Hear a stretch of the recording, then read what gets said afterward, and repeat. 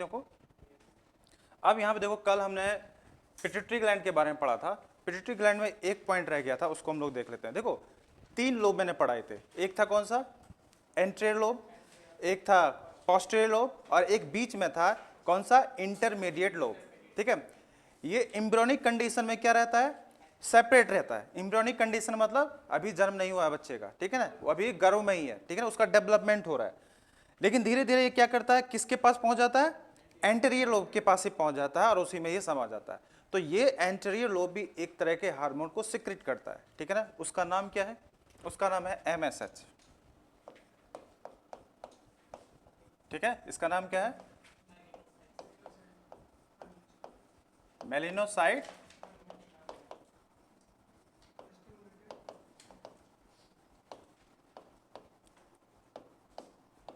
ठीक है, कौन सा है, मेलिनोसाइट स्टिमुलेटिंग हार्मोन। ये कहां से आता है, ये कहां से है, इकलौता है, कहां से, इंटर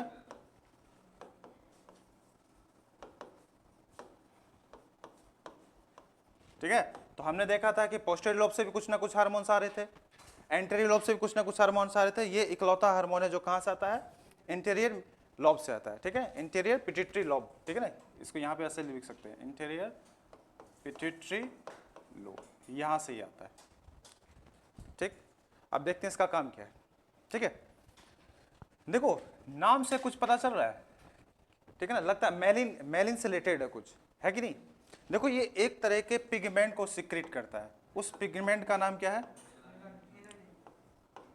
मेलानिन।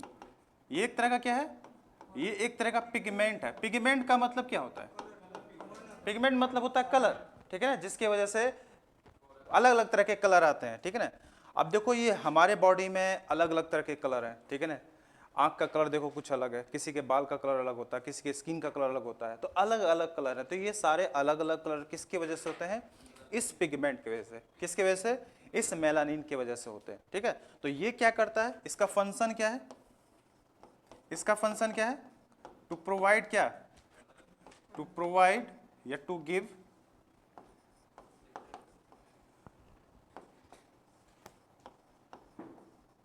बॉडी कलर, ठीक है।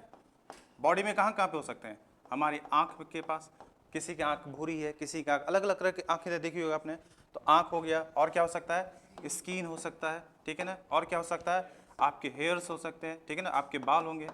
तो इनके अलग अलग कलर किसकी वजह से होता है, इस मेलानिन की वजह से होता है।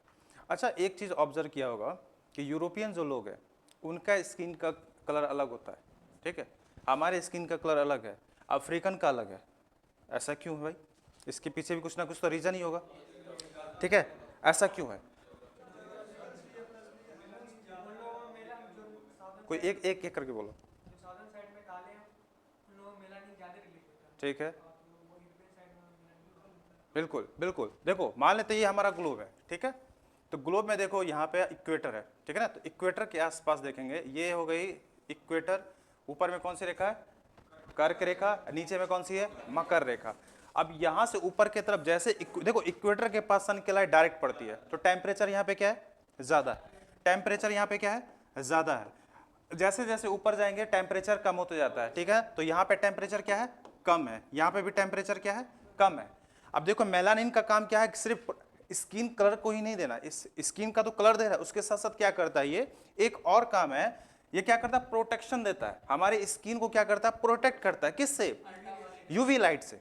अल्ट्रा वायलेट राइज जो आ रही है सन के साथ, बेसिकली ओजोन लेयर तो एब्जॉर्ब कर ही लेता है उसको, लेकिन कुछ मात्रा में भी अगर आ रही हैं तो मेलानिन क्या करता है, इससे हमारे स्किन को क्या करता है, बचाता है, ठीक है, नहीं तो स्किन कैंसर हो जाएगा, ठीक, तो ये बचाता है।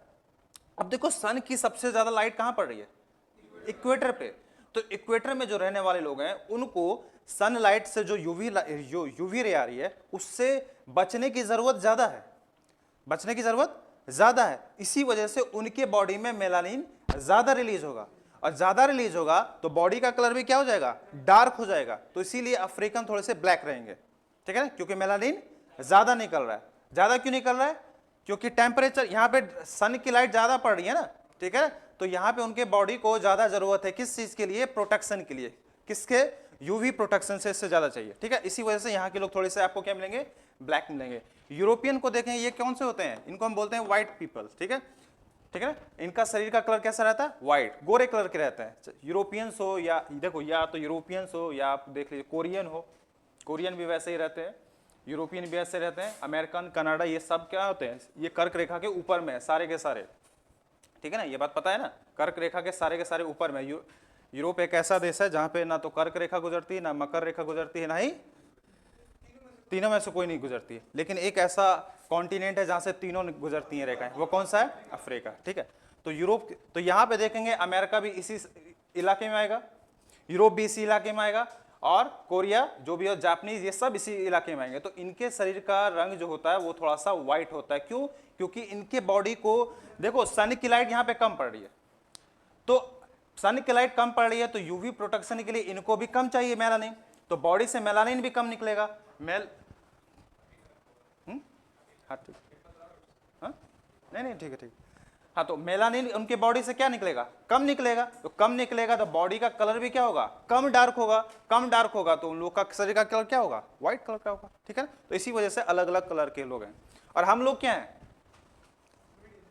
हम लोग ना तो ज्यादा काले हैं ना तो ज्यादा गोरे हैं, क्योंकि हम लोग बीच में है कि नहीं, हम लोग कहाँ हैं, बीच में ही है ना, ठीक है ना, वैसे हम लोग बीच में हैं। तो ये भाई साहब एक तो हमारे बॉडी को कलर तो दे रहा है, दूसरा काम क्या है, प्रोटेक्शन प्रोवाइड करना है, ठीक है, क्या प्रोटेक्शन प्रोवाइड करता है, किससे, यूवी रे से, ठीक है। चलो, कहां से निकल रहा है, इंटरमीडिएट पिट्यूटरी लोब, इकलौता हार्मोन है जो कहां से निकल रहा है, इंटरमीडिएट पिट्यूटरी लोब से निकल रहा है। चलो देखो, बॉडी में आपने देखोगे बहुत सारे लोगों को तिल आते हैं, तिल होते हैं कि नहीं, किसी किसी के शरीर में तिल होते हैं, तिल कैसे आ जाते हैं बॉडी में, एक और ग्लैंड है पीनियल ग्लैंड, वो क्या करती है, मेलाटोनिन रिलीज करती है, ठीक है। मेलाटोनिन क्या करता है, अब ये तो पूरे बॉडी को कलर दे रहा है, मेलाटोनिन क्या करेगा, एक जगह इकट्ठा हो जाएगा, वो भी कलर ही प्रोवाइड करता है, वो क्या करेगा, एक जगह इकट्ठा हो जाएगा, एक जगह इकट्ठा हो जाएगा तो दुनिया भर के आपको क्या नजर आएंगे, तिल नजर आएंगे। वो किसकी वजह होता है, मेलाटोनिन एक जगह इकट्ठा हो जाता है, उसके कारण बॉडी में क्या हो जाते हैं, तिल ही तिल नजर आते हैं, ठीक है, उसकी वजह से, मेलाटोनिन की वजह से होता है। अब इस पे भी हम आएंगे, पढ़े आगे, कोई समस्या यहां तक, चलिए। तो यहां पे हमने पिट्यूटरी ग्लैंड को कंप्लीटली यहां पे डील कर लिया, ठीक है। अब आते हैं किस पे, कौन सी, पीनियल ग्लैंड, ठीक है। पीनियल ग्लैंड ये भी कहां पाई जाती है, हमारे ब्रेन में, कहां पे, हमारे ब्रेन में ही पाई जाती है। सबसे छोटी, जितनी भी ग्लैंड अभी हमने देखी है इंडोक्राइन ग्लैंड में, सबसे छोटी, सबसे स्मॉलेस्ट ग्लैंड कौन सी है, पीनियल ग्लैंड। मान लेते ये ऑप्शन में नहीं दिया हो तो फिर किसको टिक करेंगे, पिट्यूटरी ग्लैंड को। दूसरे नंबर में कौन है, पिट्यूटरी, पहले नंबर पे ये है, ऑप्शन में ये नहीं रहा तो पिट्यूटरी को, और ये रहा तो ये तो रहेगा, ठीक है। तो ये क्या है, स्मॉलेस्ट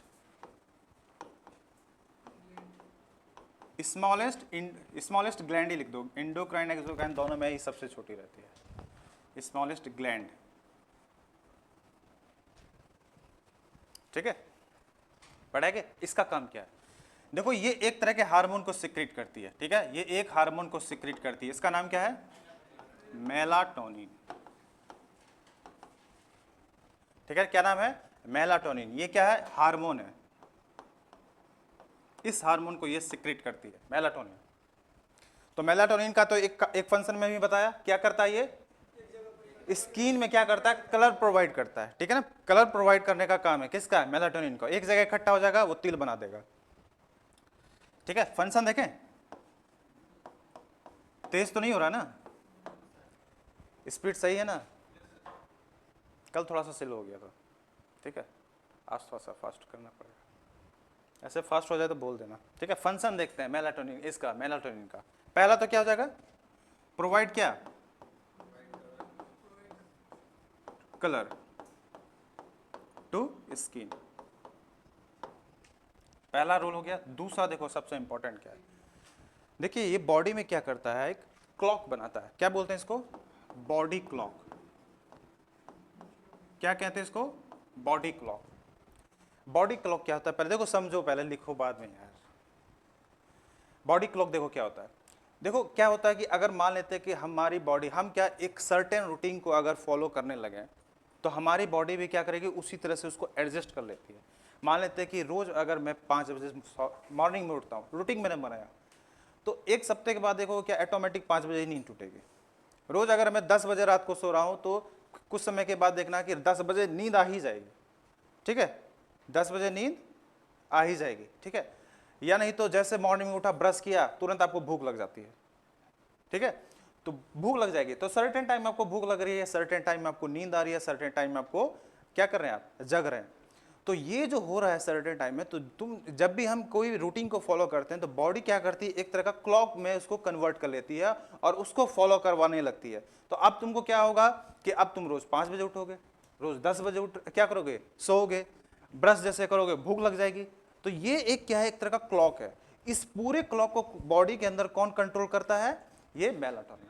तो बॉडी क्लॉक का मतलब समझे कि कितने बजे उठना है, कौन उठाएगा तुमको, ये कितने बजे तुमको सोना है, कौन सुलाएगा, ये ब्रश करते ही भूख लगेगी, कौन, ये। तो बॉडी में जो क्लॉक बन रहा है उसको कौन कंट्रोल कर रहा है, मेलाटोनिन कर रहा है। इज दैट क्लियर, बढ़ा आगे, यहां तक बात समझ में आई, ठीक है ना। तो बॉडी क्लॉक को ये क्या करता है, मेंटेन करता है हमारे बॉडी के अंदर, ठीक है।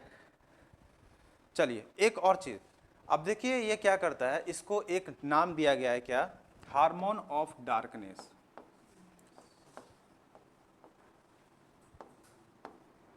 हार्मोन ऑफ डार्कनेस, ठीक है। इसका नाम हार्मोन ऑफ डार्कनेस क्यों दिया गया, इसके नीचे हम यहाँ पे लिख देते हैं, ठीक है, जगह यहाँ पे नहीं है इसलिए नीचे लिख देते हैं, इसी के नीचे लिख रहे हैं। हार्मोन ऑफ डार्कनेस क्यों बोला जाता है, क्योंकि ये भाई साहब क्या होता है, एक्टिव होता है कब, डार्क के समय, जब अंधेरा रहता है, एक्टिव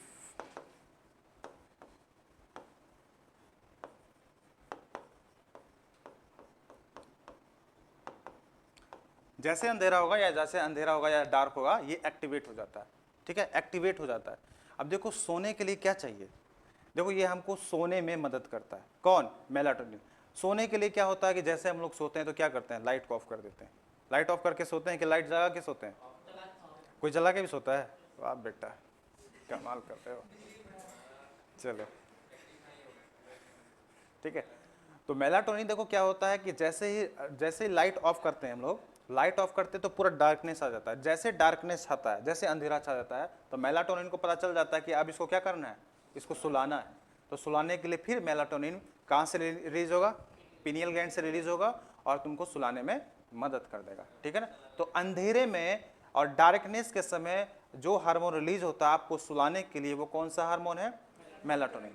बहुत लोगों को मेलाटोनिन की जरूरत पड़ती है सोने के लिए, अब बहुत लोगों को वीडियो कॉल की जरूरत पड़ती है रात में सोने के लिए, ठीक है ना। तो दोनों तरह के काम करते हैं, ठीक है। तो जिसको मान लेते हैं मेलाटोनिन काम नहीं कर रहा तो वीडियो कॉल काम करेगा, लेकिन सोना तो है ना, अरे है कि नहीं, समझ रहे ना क्या बोले, ठीक है। तो मेलाटोनिन क्या करता है, सुलाने में मदद करता है, नहीं तो वीडियो कॉल है ही। तो ये क्या करता है, टू हेल्प इन, अरे बात मत करो,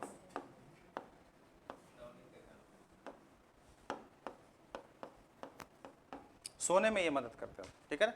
सोने में कैसे मदद करता है, अंधेरा होगा ये एक्टिवेट हो जाएगा और आपको सुलाने में आपको सुला देगा ये, ठीक है। तो ये बेसिकली इसका काम है, दो काम है, बेसिकली तीन काम है, एक तो स्किन में कलर प्रोवाइड करना, दूसरा बॉडी क्लॉक को मेंटेन करना और तीसरा सोने में आपकी मदद करना। एक्टिवेट कब होता है, रात में, इसी वजह या डार्क के समय, इसी वजह से क्या बोलते हैं, हार्मोन ऑफ डार्कनेस भी बोलते हैं, ठीक है। यहां तो कोई समस्या, बढ़ेगा, चलो। तो यहां तक हमने देखा, अब देखो नेक्स्ट ग्लैंड हमारी कौन सी है, थायराइड ग्लैंड। देखो हिंदी में भी इसका नाम यही है, इंग्लिश में भी वही है, इसी वजह से बस हिंदी लिख नहीं रहे हैं, ऐसे किसी को समस्या तो लिख देते हैं यहाँ पे। क्या नाम है इसका, थायराइड क्या, ग्रंथि, ठीक है, ग्रंथि। ग्लैंड को क्या बोलते हैं हिंदी में, ग्रंथि, थायराइड ग्रंथि। बहुत ही इंपॉर्टेंट है ये, ठीक है। अगर हाइपोथैलेमस के बाद, पिट्यूटरी ग्लैंड के बाद अगर सबसे इंपॉर्टेंट कोई ग्लैंड है हमारे बॉडी में, ये कौन सी है, थायराइड। ये अगर गड़बड़ हो गया तो पूरा का पूरा सिस्टम ही गड़बड़ हो जाएगा पूरे बॉडी में, ठीक है, थायराइड ग्लैंड, ठीक है। ये हमारे बॉडी की सबसे बड़ी इंडोक्राइन ग्लैंड है, सबसे बड़ी। सबसे छोटी कौन सी है? दूसरे नंबर पे कौन सी है? सबसे बड़ी इंडोक्राइन ग्लैंड, ठीक है, तो सबसे बड़ी है, ठीक है, तो लार्जेस्ट इंडोक्राइन ग्लैंड है ये।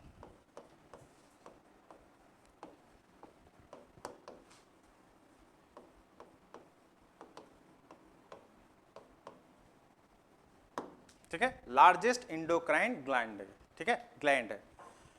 लेकिन अगर क्वेश्चन ये पूछा जाए कि बताइए कि बॉडी की सबसे बड़ी ग्लैंड कौन सी है, तब क्या आंसर हो सकता है? तब क्या होगा इसका आंसर? तब हो जाएगा आंसर लीवर। चाहे वो इंडोक्राइन हो या एक्सोक्राइन हो, दोनों को अगर मिला दिया जाए तो सबसे बड़ी ग्लैंड कौन सी हो जाती है? हमारी लीवर। लेकिन कौन सी? ये इंडोक्राइन। हम अभी क्या पढ़ रहे हैं? इंडोक्राइन सिस्टम पढ़ रहे हैं, तो इंडोक्राइन सिस्टम के तहत सबसे बड़ी ग्लैंड कौन सी है? यही भाई, कौन सी? Thyroid gland. लेकिन सबसे लार्जेस्ट ग्लैंड अगर सीधे ग्लैंड बोल दिया, ना तो एक्सो ना ही इंडो, तो सब क्या आ जाएगा आंसर? लीवर। तो लार्जेस्ट लिख देंगे यहां पे, largest gland of the body, तो ये क्या हो जाएगा हमारा? लीवर। लीवर को हिंदी में क्या बोलते हैं? जिगर बोलते हैं, और क्या क्या बहुत सारे नाम है, नहीं? यकृत भी बोलते हैं, यकृत, सही बोला, यकृत।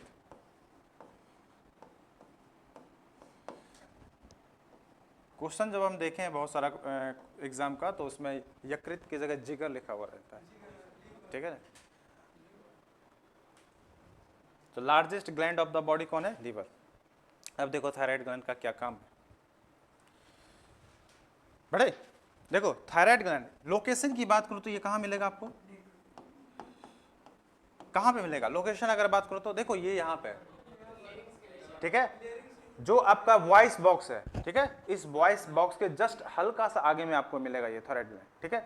और यहाँ पे ऐसे पूरा लिपटा हुआ है, ठीक है। इसके दो लोब है, ऐसे बटरफ्लाई स्ट्रक्चर का होता है, ऐसे दो लोब है, बटरफ्लाई स्ट्रक्चर का दो लोब है, एक लोब ये हो गया, एक लोब ये हो गया, ये लेफ्ट वाला लोब, ये राइट वाला। तो एक इस साइड है और एक इस साइड है, ठीक है, इस तरह से लिपटा हुआ है, ठीक है ना। हमारा जो वॉइस बॉक्स है उसके जस्ट आगे है, ठीक है। तो कहां पे है? इन फ्रंट ऑफ,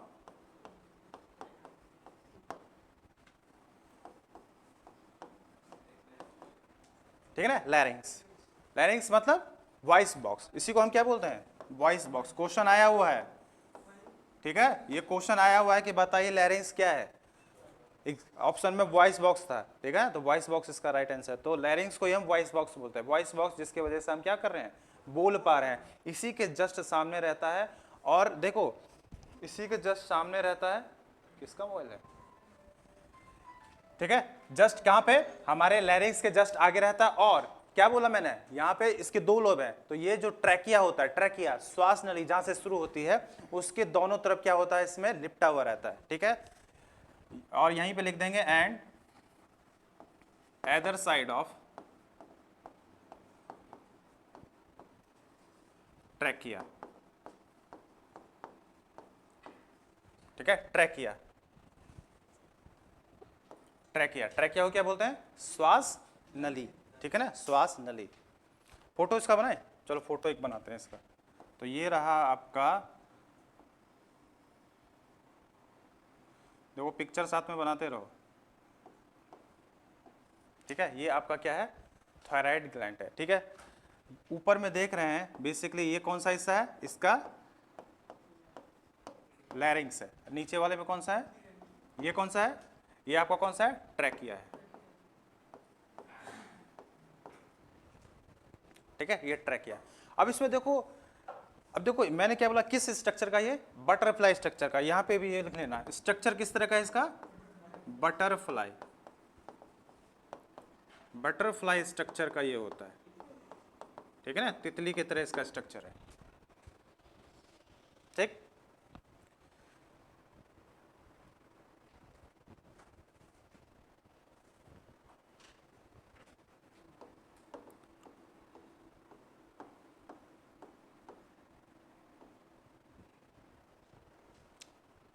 ठीक है, अब देखो इसी थायराइड ग्लैंड के अंदर बहुत सारे, देखो सर्कुलर स्ट्रक्चर आप देख रहे हैं, इसको हम क्या बोलते हैं?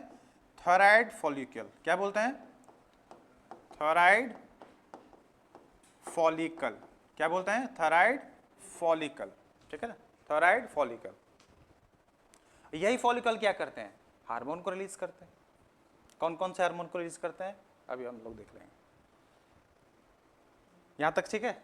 कोई समस्या, कोई कष्ट, कोई दुविधा? बढ़े आगे, बढ़े, चलो।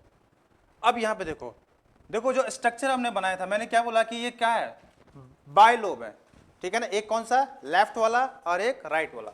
देखो एक होता है लेफ्ट वाला, ये रहा लोब, और एक है राइट वाला, ये हो गया लेफ्ट, हो गया ये राइट। बीच में देखो ये किसी अलग तरह के स्ट्रक्चर से जुड़ा रहता है, ठीक है। यहाँ पे देखो बीच में ये है, ये अलग ही तरह के स्ट्रक्चर से जुड़ा रहता है। तो यहाँ पे देखो, यहाँ पे एक अलग ये स्ट्रक्चर है, इससे ये जुड़ा रहता है, ठीक है। ये जो स्ट्रक्चर जो देख रहे हैं, जिससे ये दोनों लोब ऐड हैं, ये जुड़े हुए हैं, इसको हम क्या बोलते हैं? इसको बोलते हैं इस्थमस। क्या बोलते हैं?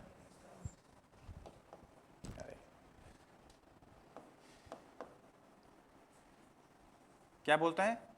इस्थमस। क्या बोलते हैं? इस्थमस। ये जो स्ट्रक्चर जो देख रहे हैं, जिससे दोनों लोब कनेक्टेड है, उसको क्या बोलते हैं? इस्थमस। क्या बोलते हैं? क्या? इस्थमस। चलो इस पॉइंट को नोट कर लो। चलो अब आते हैं इसके हार्मोन्स के बारे में, कि कौन कौन से हार्मोन को ये रिलीज करता है, ठीक है। हार्मोन्स के बारे में पढ़ते हैं, बड़े। देखो ये बेसिकली, इसको हटा दूं, इसको हटा दूं, चलो। अब यहाँ पे देखो किस किस तरह के हार्मोन को रिलीज करता है। देखो बेसिकली ये दो तरह के हार्मोन को रिलीज करता है। जैसे जैसे मैं बना रहा हूँ वैसे वैसे आपको लिखना है। अरे यार इसको क्या हो जाता है। एक तो है थायराइड ग्लैंड है, तो थायराइड हार्मोन को रिलीज करेगा, ठीक है। कौन से हार्मोन को? थायराइड हार्मोन को रिलीज करेगा। तो थायराइड हार्मोन कौन कौन से हैं? एक को हम बोलते हैं क्या? T3, और एक को बोलते हैं T4, ठीक है। एक को बोलते हैं T3 और एक को बोलते हैं T4, ठीक है। अब T3 और T4 क्या है? T4 को बोलते हैं क्या? Thyroxine hormone. कौन सा हार्मोन? थायरॉक्सिन हार्मोन, नाम सुना है कि नहीं? ठीक है, थायरॉक्सिन हार्मोन। देखो दो तरह के हार्मोन रिलीज करता है। बहुत जगह आप सीधे आपने पढ़ा होगा कि जो कौन सी थायराइड हार्मोन ग्लैंड है वो थायरॉक्सिन को रिलीज करती है, लेकिन थायरॉक्सिन कोई नहीं, और भी हार्मोन है। एक तो T4 जिसको बोलते हैं थायरॉक्सिन, एक होता है T3। इस T3 का नाम क्या है? इसका नाम है देखो ट्राई आइडो थायरोनीन, ठीक है, थायरोनीन। चलो इसको नोट डाउन करो।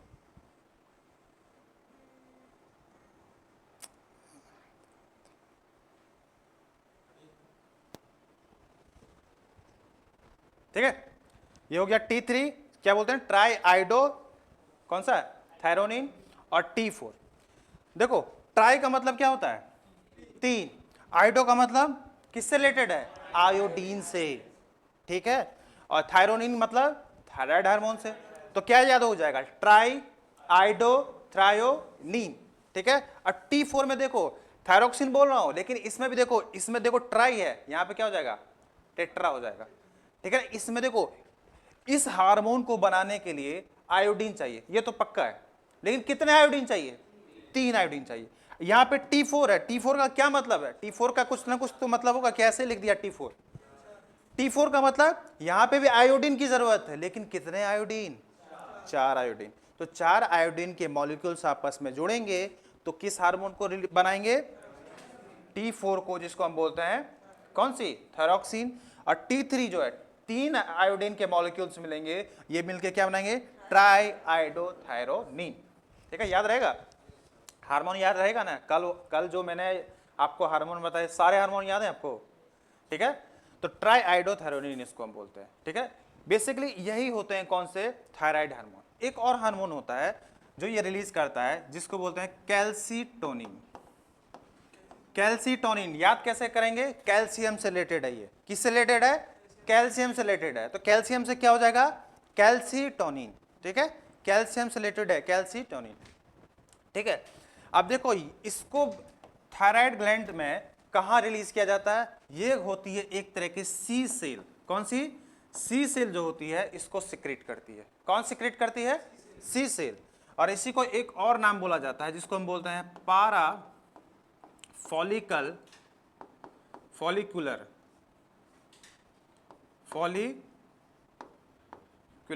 सेल। ठीक है, तो सिक्रेटेड बाय कौन सा? सी सेल या पैरा फॉलिकल सेल। ठीक है, इसको कौन सिक्रेट करता है? यहीं पे लिख देते हैं, यहीं पे लिख दो ऐसे, सिक्रेटेड।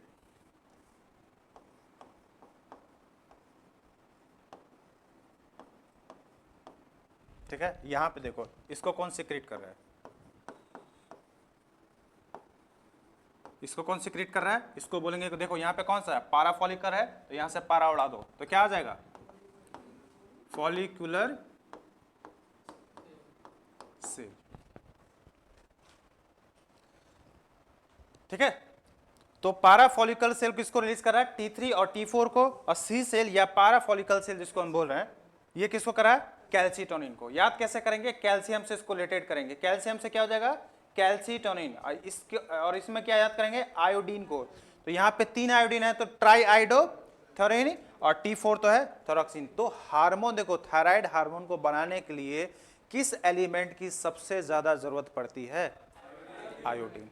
आयोडीन नमक, आपको क्या कौन सा नमक खाना चाहिए? आयोडीन युक्त नमक खाना चाहिए। ठीक है ना, जैसे बोलता है ना कि टाटा में बोलता है कि ये आयोडीन नमक है, आयोडीन युक्त नमक है। तो उस नमक में क्या है? आयोडीन है। अगर मान लेते हैं आयोडीन आपके बॉडी में नहीं गया तो ये हार्मोन नहीं बनेगा। ये हार्मोन नहीं बनेगा तो दुनिया भर की समस्या आ जाएंगी। हो सकता है आपको घोगा हो जाए, घोगा जिसको बोलते हैं ग्वाटर बोलते हैं। ये आपका क्या होगा? ये वाला हिस्सा फूल जाता है। ठीक है ना, तो बचपन में एक बार हम मार्केट गए थे सब्जी खरीदने के लिए। एक बूढ़ी औरत थी, तो उसका गला ये फूला हुआ था। हमको लगा, अब हमको तो उस समय पता नहीं था कि ये समस्या है। हमको लगा कि वो आम की गुठली होती है, वो खाई होगी और यहाँ पे जाके फंस गया होगा वो, इसी वजह से वो फूल गया। बाद में पता चला भाई वो आम की गुठली वहाँ फंसी हुई नहीं थी, वहाँ पे क्या था? उसको घोगा हो गया है। ठीक है ना, घोगा जिसको ग्वाटर बोलते हैं। क्यों? आयोडीन की कमी की वजह से ये जो होता है थायराइड ग्लैंड, ये क्या हो जाता है? फूल जाता है। ठीक है ना, फूल जाता है, और इसी को हम क्या बोल देते हैं? घोगा बोलते हैं या ग्वाटर बोलते हैं। ठीक है, आएंगे उसमें भी हम। यहां तक कोई समस्या है? बढ़ा गए? ठीक है, तो इसको कौन सिक्रेट कर रहा है? Follicle cell. और इसको कौन कर रहा है? पैराफॉलिकल सेल या सी सेल। चलो एक बार इमेज देख लेते हैं इसका। तो यहां पे देखो, ये रही हमारी कौन सी ग्लैंड? Thyroid gland. ठीक है, ये हो गई हमारी थायराइड ग्लैंड। किस शेप की है? बटरफ्लाई शेप की है। अब यहां पे देखो, अभी हमने जो यहाँ पे ऐसे फॉलिकल बनाए थे कि नहीं? तो यहाँ पे इस तरह के देखो फॉलिकल नजर आते हैं हमारे ग्लैंड में। ठीक है, इस तरह के फॉलिकल आपको नजर आएंगे। ठीक है, ये फॉलिकल क्या है? ये फॉलिकल बेसिकली क्या है? ये फॉलिकल को क्या बोलते हैं? पूरा ग्रुप अगर मैं ले लूं, पूरा ग्रुप, इस पूरे ग्रुप को ले लूंगा तो क्या बोलेंगे इसको? थायराइड। क्या बोलेंगे? Thyroid follicle. क्या बोलेंगे? Thyroid follicle. सिंगल की बात करूं, सिर्फ एक की बात करूं, एक की सिर्फ बात करूं तो क्या हो जाएगा ये? तो ये क्या हो जाएगा? ये हो जाएगा आपका फॉलिकुलर सेल। और फॉलिकुलर सेल किसको रिलीज करता है? T3 और T4 को। ठीक है, थोड़ा सा बड़ा बनाते तो ज्यादा अच्छा रहता। चलो कोई नहीं। यहीं पे देखो एक और सेल है ना, बेचारी घूमती रहती है। ठीक है, तो एक सेल बेचारी घूमती रहती है, उसको क्या बोलते हैं? सी सेल। क्या नाम है इसका? सी सेल। और इसी सी सेल को हम और एक और नाम है, क्या बोलते हैं इसको? पाराफॉलिकल सेल। इसका काम क्या है? कैल्सिटोनिन को रिलीज करना। और इसका काम क्या है? थायराइड हार्मोन को रिलीज करना। ठीक है, चलो यहां तक समस्या नहीं होनी चाहिए। अब यहां पे देखो होता क्या है कि देखो कैसे बनता है हमारा हार्मोन। ठीक है, मान लेते हैं कि ये हमारी ब्लड वेसल्स है। ठीक है, एक बार अभी लिखना बंद कर दो, लिखना बंद कर दो अभी। ठीक है, ये हमारा क्या है? ब्लड वेसल्स है। ठीक है, तो ब्लड वेसल्स है, तो हमने क्या खाया? आयोडीन युक्त नमक खाया, तो बॉडी में क्या आ गया? आयोडीन आ गया। तो यहाँ पे हमारे पास क्या आ गया? आयोडीन आ गया। क्या आ गया? आयोडीन आ गया। चलो, तो ये हमारे पास आ गया आयोडीन। तो आयोडीन ही हमारे ब्लड में। अब देखो ये फॉलिकुलर क्या करते हैं, ये भाई साहब, ये फॉलिकुलर क्या करते हैं? आयोडीन जैसे ब्लड, अब देखो ब्लड जो है ऐसे नहीं है कि यहाँ से भी ब्लड वेसल्स जो थायराइड ग्लैंड है उसके भी उससे भी गुजर रही है। तो जो भी जैसे ही आयोडीन को देखता है, पटाख से क्या करता है, इसको खींच लेता है। क्या करता है, तुरंत इसको खींच लेता है। ठीक है ना, ये क्या करता है, आयोडीन को जैसे देखता है तुरंत अपने पास खींच लेता है। तो क्योंकि आयोडीन से इसको बहुत ज्यादा क्या है, प्यार है, ठीक है, लगाव है। ठीक है, तो जैसे ही आयोडीन को देखता है तुरंत खींच लेता है, और तुरंत खींच के क्या कर लेता है, अपने यहाँ अंदर भर लेता है। ठीक है, तो जैसे इसको मैं थोड़ा सा बड़ा स्ट्रक्चर बनाता तो ज़्यादा अच्छा रहता। तो यहाँ पे देख रहे हैं, ये यहाँ पे ये रहा आयोडीन, ये रहा आयोडीन, इसके अंदर क्या है, आयोडीन, आयोडीन, आयोडीन। तो इनके अंदर क्या है, आयोडीन,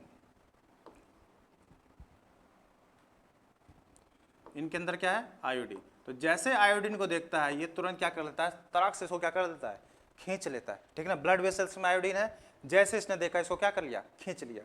अब यहाँ पे आयोडीन देखो, आयोडीन एक आयोडीन, तो सबके पास आयोडीन है। अगर मान लेते हैं कि 3 आयोडीन आपस में मिल जाए, ठीक है ना, 3 आयोडीन आपस में मिल जाएंगे तो क्या बना देंगे, T3 बना देंगे। ठीक है, और यहीं पे 3 के जगह 4 आयोडीन आपस में मिल जाए, तो एक आयोडीन ये रहा, एक आयोडीन ये रहा, एक आयोडीन ये रहा, और एक आयोडीन ये रहा, तो तीनों मिल जाएंगे, चारों मिल जाएंगे, तो क्या बना देंगे, T4 बन जाएंगे। ठीक है, जिसको हम क्या बोलते हैं, थायरोक्सिन, क्या बोलते हैं, थायरोक्सिन बोल देते हैं। तो इस तरह से हमारा हार्मोन का सिक्रेशन होता है या बनता है। ठीक है, यहाँ तक कोई समस्या नहीं, इसी में इसको बना लो।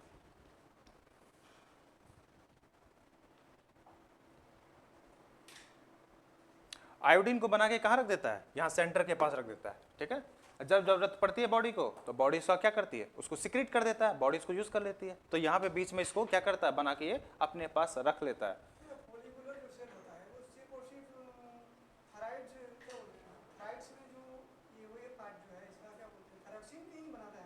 थायरोक्सिन, ये जो फॉलिकुलर सेल है ये किसका, कौन किस तरह के हार्मोन को बनाते हैं, थायराइड हार्मोन को बनाते हैं। थायराइड हार्मोन में कौन कौन से आते हैं, T3 और T4 दोनों को बना रहे हैं।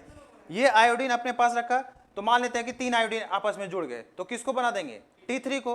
अब वहां पे 4 आ गए, तो 4 को बना के कहाँ रख रहे हैं, सेंटर के पास रख दिया, सेंटर के पास रख दिया, मस्त पड़ा है आयोडीन, मतलब कि हमारा थायराइड हार्मोन। जब जरूरत पड़ी बॉडी को, तो इसने इसको क्या कर दिया, इसने इसको निकाल के कहाँ डाल दिया, ब्लड वेसल्स में डाल दिया। अब ब्लड वेसल्स में कौन सा हार्मोन है, हमारा थायराइड हार्मोन है, T3 या T4 है। अब जब बॉडी को जैसा फंक्शन करना होता है इसके अकॉर्डिंग ये काम करते हैं। ठीक है, तो यहां पे बनता है और फिर बना के कहां देता है, ये ब्लड वेसल्स में डाल देता है।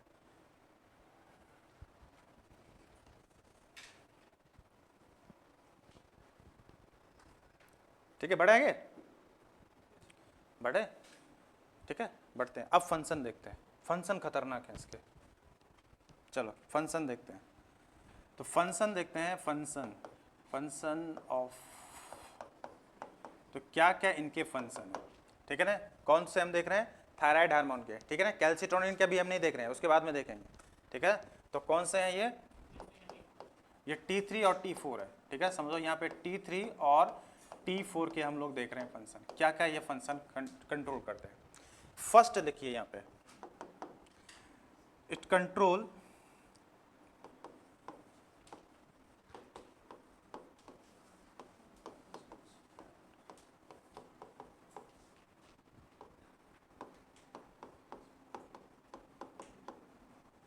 क्या है, मेटाबॉलिज्म एक्टिविटी। अब ये क्या चीज है भाई, ठीक है, मेटाबॉलिज्म, हिंदी में इसको क्या बुलाता है,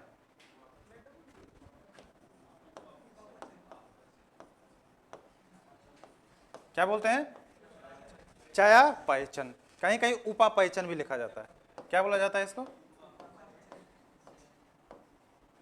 पहचन, ये भी लिखा जाता है। ठीक है ना, दोनों में भी लिखा जाता है। गूगल में सर्च करो क्या आएगा, ये आ जाएगा। ठीक है ना, लेकिन उपापचय भी बोला जाता है। अब देखो ये क्या चीज़ है, बहुत ही खतरनाक चीज़ है मेटाबॉलिज्म। देखो अब लिखना छोड़ यार, मेटाबॉलिज्म देखो क्या होता है। मेटाबॉलिज्म एक्टिविटी वो एक्टिविटी होती है जिसके जरिए, देखो ये ऐसी एक्टिविटी है जो हमारे बॉडी के हर एक एसेंशियल काम को क्या करती है, इफेक्ट करती है। मान लेते हैं कि जो भी काम हमारे बॉडी के अंदर हमारे लाइफ से रिलेटेड है, मान लेते हैं कि कोई ऐसा फंक्शन जो रुक जाए तो हमारा जीवन का अंत हो जाए। जैसे रेस्पिरेशन, ये रुक गया तो आदमी खत्म। डाइजेशन सिस्टम है, अगर ये रुक जाएगा तो ये भी आदमी क्या हो जाएगा, खत्म। तो जो भी सिस्टम है, जो भी ऐसा काम है जो हमारे जीवन से रिलेटेड होता है, उन सारे एक्टिविटी को कंट्रोल किया जाता है और उसी एक्टिविटी को हम क्या बोलते हैं, मेटाबॉलिज्म एक्टिविटी। तो मेटाबॉलिज्म एक्टिविटी किससे रिलेटेड है, जो भी एक्टिविटी जो हमारे लाइफ से रिलेटेड है, ठीक है ना। अगर ये रुक गया तो हमारे जीवन का भी अंत हो जाएगा। जैसे रेस्पिरेशन हो गया, डाइजेशन हो गया, एक्सक्रीशन हो गया, समझ में आ रही है ना। तो मेटाबॉलिज्म कोई एक काम नहीं करता, ये पूरा कंबाइंड रूप से काम कर रहा है, ठीक है ना। वो सारे एसेंशियल काम जो जीवन से रिलेटेड होते हैं, उन सारे कामों को जोड़ के हम क्या बोलते हैं, मेटाबॉलिज्म एक्टिविटी, ठीक है। तो मान लेते कि किसी के बॉडी, अब मान लेते कोई कोई मान लेते बहुत सारे लोग होते हैं कि खाना खाया पच ही नहीं रहा है, ठीक है। बहुत सारे आदमी खाना खाया तुरंत पच गया, क्यों, कि जिसके बॉडी में मेटाबॉलिज्म एक्टिविटी ज्यादा होगी, मेटाबॉलिज्म एक्टिविटी या मेटाबॉलिज्म रेट, एक्टिविटी बोल सकते हैं या रेट बोल सकते हैं, मेटाबॉलिज्म रेट ज्यादा होगा तो वो जैसे उसने खाना खाया तो मेटाबॉलिज्म एक्टिविटी ज्यादा है तो डाइजेशन भी ज्यादा होगा, डाइजेशन भी ज्यादा हो रहा है तो खाना जल्दी पच जाएगा। मान लेते हैं मेटाबॉलिज्म रेट कम है, खाना खाया तो खाना मेटाबॉलिज्म रेट कम है, ठीक है ना, तो खाना भी क्या होगा, डाइजेशन भी क्या होगा, कम होगा, और कम होगा तो खाना ढंग से पचेगा नहीं, ठीक है ना, कि ढंग से पचेगा नहीं। तो मेटाबॉलिज्म प्रॉपर्टी बैलेंस में होना चाहिए, ठीक है। अगर ज्यादा है तो ठीक है, लेकिन कम नहीं होना चाहिए, ठीक है। बात समझ, मेटाबॉलिज्म क्या होता है। दूसरा काम देखो, दूसरा काम क्या होता है, ये क्या करता है, हमारी मेंटल ग्रोथ के लिए रिस्पॉन्सिबल होता है, ठीक है ना। मेंटल ग्रोथ, ठीक है, मेंटल ग्रोथ मतलब मानसिक वृद्धि, ठीक है, मानसिक विकास। हिंदी में क्या बोलेंगे इसको,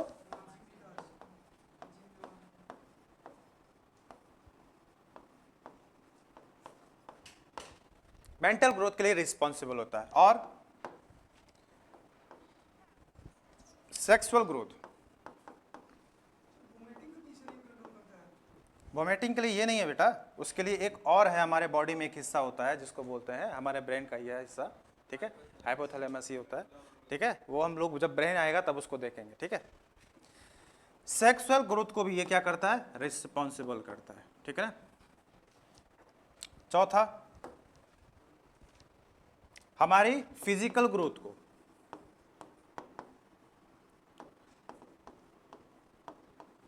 और हमारे बॉडी में इलेक्ट्रोलाइट जो होता है उसको क्या करता है, ये उसको मेंटेन करके रखता है। टू मेंटेन व्हाट,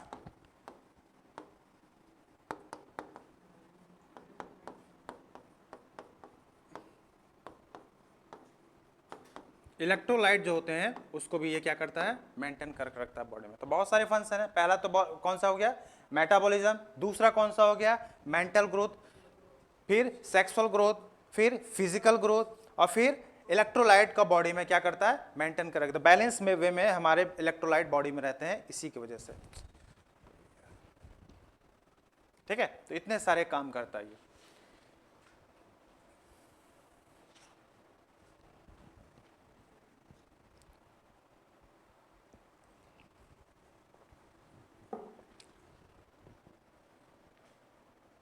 देख लिया, बढ़े, हो गया। चलो अब मान लेते हैं, देखो हमने क्या पढ़ा था, ये तो इतने सारे काम कर रहा है। अब एक और चीज हमने पढ़ा था, क्या है कि अगर हमारे हार्मोन्स बॉडी में बैलेंस में है तो तब तो सही सिस्टम चल रहा है, लेकिन या तो ज्यादा हो जाए या कम हो जाए तो समस्या है, ठीक है। जैसे हमने पिट्यूटरी ग्लैंड में ग्रोथ हार्मोन में देखा था, ठीक है ना। ग्रोथ हार्मोन अगर मान लेते हैं कि कम प्रोड्यूस हो रहा है तो हाइट कम हो जाएगी, ज्यादा होगा तो खली की तरह नहीं बन जाएगा, ठीक है। तो यहाँ पे भी वैसे ही हम देखेंगे, तो यहाँ पे देखेंगे डिजीज, क्या देखेंगे, डिजीज।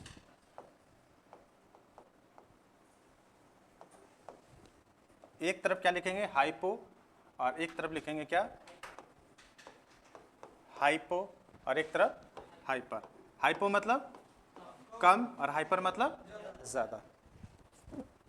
चलो क्या क्या हो सकता है, सुना है कि नहीं, आदमी को हो गया थायराइड, हो गया है थायराइड, होता तो क्या हो जाता है आदमी का शरीर क्या हो जाता है, फूल जाता है, फूल जाता है कि नहीं,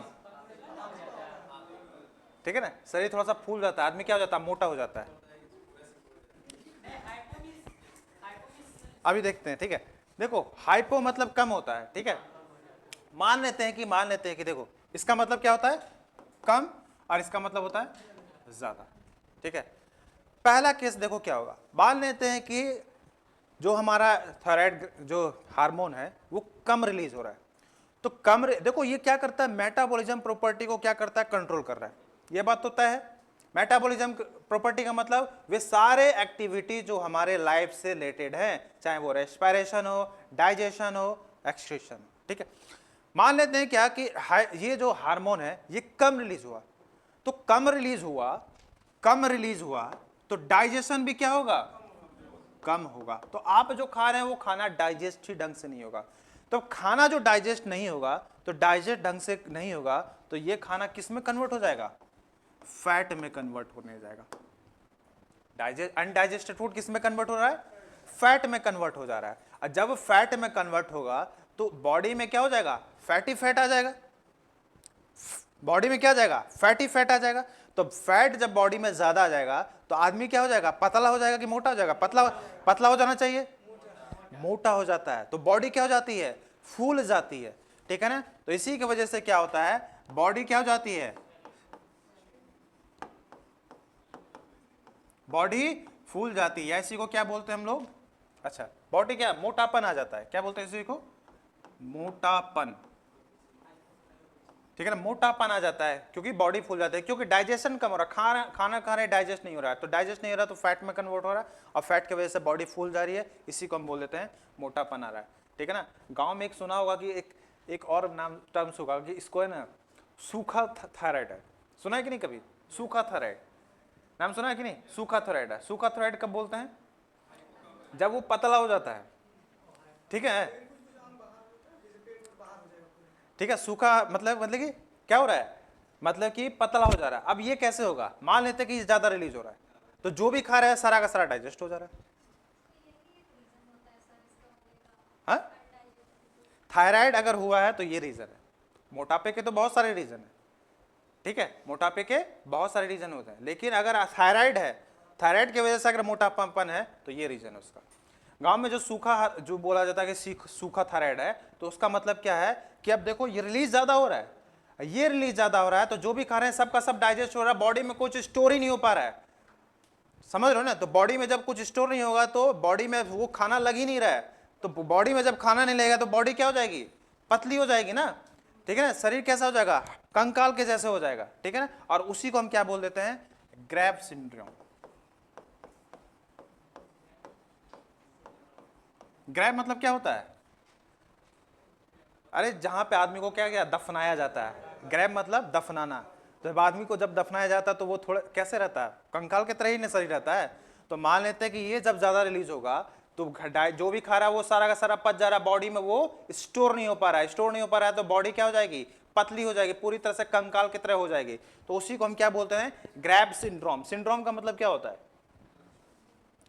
सिंड्रोम का मतलब क्या होता है, क्या होता है, लक्षण, क्या, भय।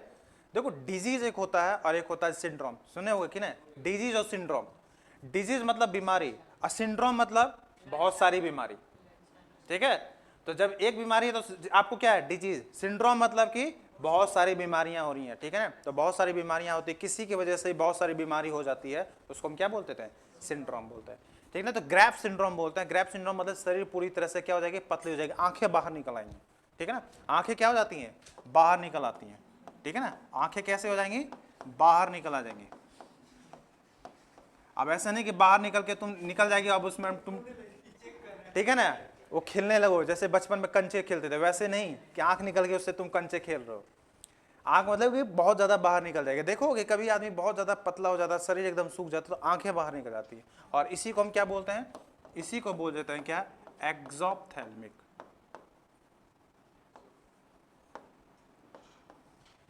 क्या बोलते हैं, एक्सोप्थेल्मिक। एक्सोप्थेल्मिक, एक्सो मतलब बाहर निकलना। ठीक है ना, एक्सोप्थेल्मिक, तो आंखों का बाहर निकलने को इसे हम क्या बोलते हैं, एक्सोप्थेल्मिक। ये किसकी वजह से होता है, ग्रैब सिंड्रोम। ग्रैब सिंड्रोम किसकी वजह से, ये रिलीज ज्यादा आ रहा है। समझ में आ रहा है कि नहीं कहानी, अरे ये ज्यादा रिलीज हो रहा है, डाइजेशन ज्यादा हो रहा है, कुछ नहीं स्टोर हो रहा है, सारा का सारा बॉडी में खाना नहीं लग रहा है, खाना नहीं लग रहा है, तो ग्रैप सिंड्रोम हो जाएगा, और इसी को एब्जॉर्ब क्या बोलते हैं, एक्सोप्थेल्मिक बोलते हैं। गांव में इसको, गांव के लैंग्वेज में इसको बोलते हैं सूखा थायराइड है, और ये नॉर्मल थायराइड है, ठीक है। तो यहाँ पे शरीर क्या हो जाता है, मोटा हो जाता है, मोटापन आ जाता है। चलो दूसरा देखते हैं। दूसरा है माइजोडेमा, ये खतरनाक चीज है। दूसरा ही पेज ले लो, ठीक है। अब देखो जो भी मैं लिखूंगा सब इसी के नीचे आएगा, ठीक है। उसका एक था मैंने बता दिया, ठीक है। अब जो भी आएगा इसी के नीचे आएगा, ठीक है। दूसरा पेज ले लो तो ज्यादा सही रहेगा, ठीक है। दूसरा पेज ले लेता हूं।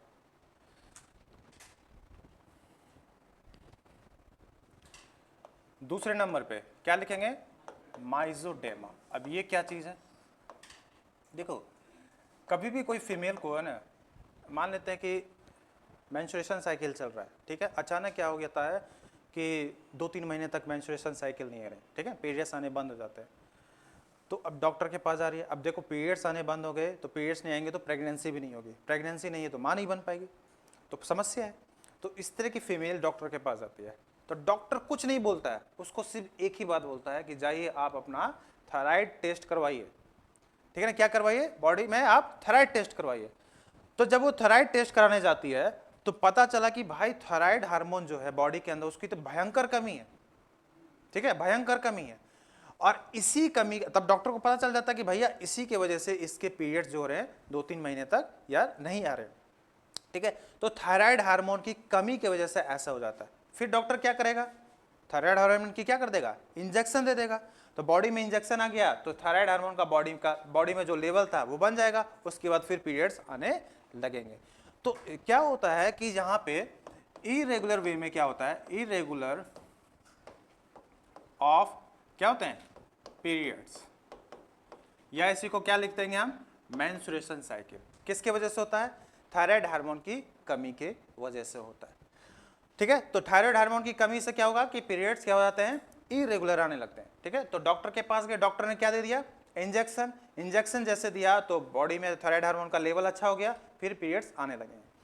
अब देखो इस तरह की जो फीमेल होती हैं जब ये मदर बनती हैं तो बॉडी में तो थायराइड हार्मोन की कमी है, ये बात तो तय है। मान लेते हैं कि ये फीमेल क्या हो गई, माता बन गई, ठीक है। तो इंजेक्शन बाहर से दिया था डॉक्टर ने, ठीक है, और वो मतलब कि पीरियड्स आने लगे, अब वो मदर बन गई। वैसी फीमेल जिसके बॉडी में थायराइड हार्मोन की कमी होती है, अब उसके मतलब कि बेबी जो है पेट में अभी वो डेवलप हो रहा है, ठीक है ना। पहले जायगोट होगा, फिर जायगोट के बाद एम्ब्रियो, फिर धीरे धीरे वो डेवलप होगा। तो अभी बच्चे का एम्ब्रियोनिक कंडीशन में वो, ठीक है ना, अभी वो डेवलप हो रहा है। तो जो भी चीजें मिलेंगी उस बच्चे को वो माँ के ही थ्रू मिलेंगी, बॉडी में जो भी मिलेंगी उसकी तरह मदर के थ्रू ही मिलेंगी ना बॉडी से।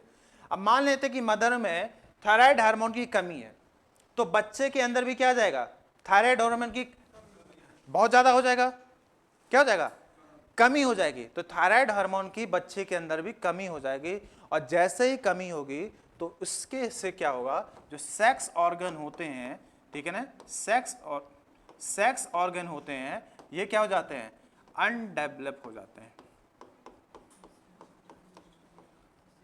ठीक है ना। अनडेवलप मतलब ढंग से पूरी तरह से क्या होते हैं, डेवलप नहीं हो पाते हैं। जैसे कि अगर मेल है तो टेस्टिस का जो निर्माण होता है वो पूरी तरह से नहीं हो पाएगा, अगर फीमेल है तो ओवरी का डेवलपमेंट ठीक से नहीं हो पाएगा, जिसके कारण क्या होता है, इस तरह के बच्चों का जो जन्म होगा तो ये बच्चे क्या कर सकते हैं, किसी भी तरह के संतान को पैदा नहीं कर सकते, जिसकी वजह से क्या जाती है, इनफर्टिलिटी आ जाती है। क्या जाती है, इनफर्टिलिटी,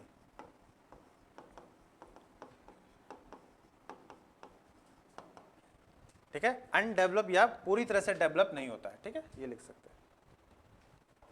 ये बात समझ, तो इसी को हम क्या बोल देते हैं, माइजोडेमा, ठीक है। तो ये जो बच्चे हैं ये किसके, ये कमी जो बॉडी में किसकी वजह से हो रही है, मदर की वजह से ही, मदर में ही थायराइड की कमी थी, ठीक है। तो इसके अंदर भी बॉडी में नहीं आए, तो बॉडी में नहीं आए तो अब बॉडी उसके अंदर भी कमी आ गई, कमी होने की वजह से क्या हो गया, सेक्स ऑर्गन ठीक से डेवलप नहीं हो पाए, ना टेस्टिस का डेवलपमेंट ठीक से हो पाया, ना ओवरी का डेवलपमेंट हो पाया, जिसकी वजह से ये बच्चे का जब जन्म होगा तो ये बच्चे संतान पैदा नहीं कर पाएंगे, इसकी वजह से इनफर्टिलिटी आ जाती है, ठीक है।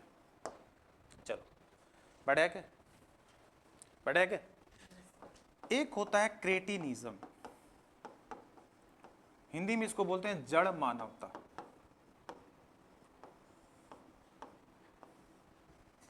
ठीक है।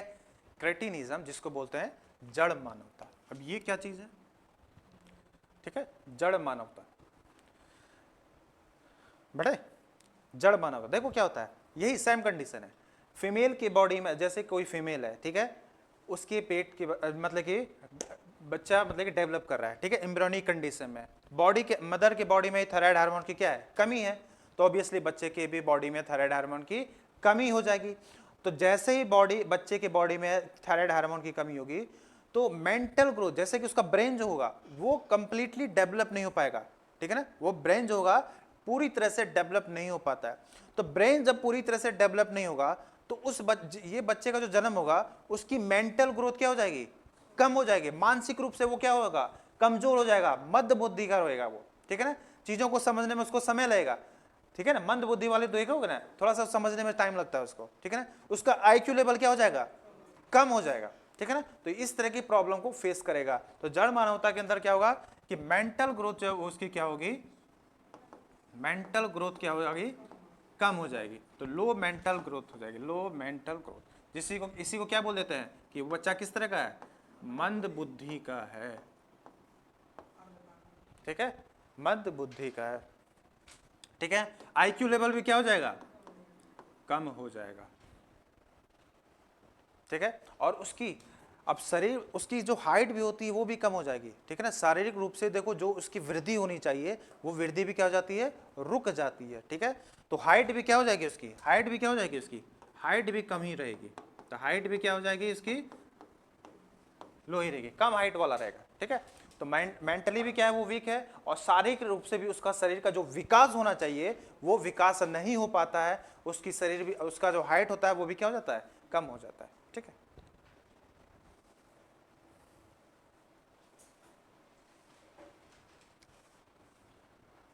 देख लिया, कोई समस्या यहां तक,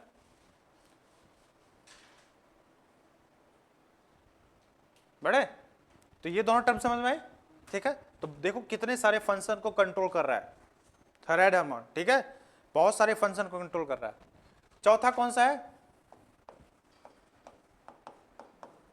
जिसको क्या बोलते हैं, घोगा बोलते हैं, नहीं घोगा, वो जानवर नहीं समझ लेना, घोगा वो, उसको क्या बोलते हैं, घेगा बोलते हैं शायद, नहीं, किस कैटेगरी में आता है, किस फाइलम के अंदर आता है घोगा, किस फाइलम के अंदर आता है घोगा, मोलस्का। चलो ये चीज क्या है, देखो वही मैंने आपको बताया था क्या, कि देखो जब भी बॉडी में आयोडीन की कमी आ जाती है तो ये जो हमारी जो थायराइड ग्लैंड है वो क्या हो जाती है, फूल जाती है, ठीक है ना। फूलने की वजह से ये पूरा हिस्सा आगे की तरफ निकल आता है, ठीक है ना। इसी को क्या बोल देते हैं, घोगा बोल देते हैं। इसमें क्या हो जाती है, स्वेलिंग ऑफ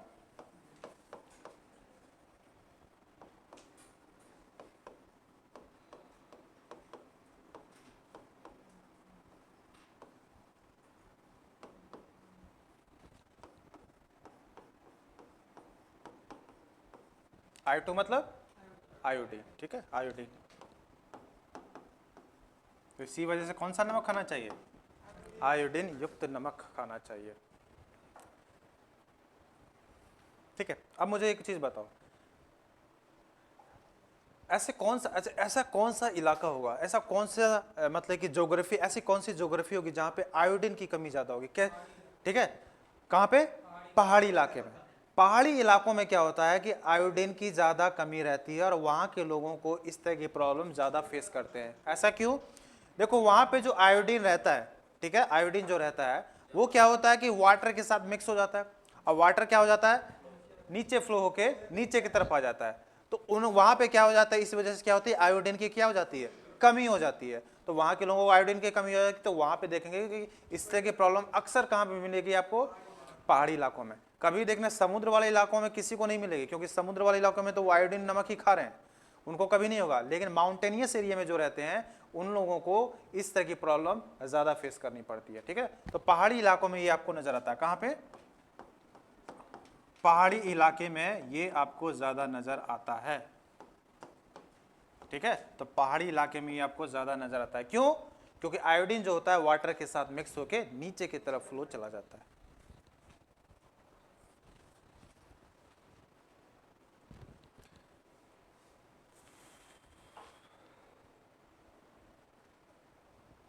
ठीक है।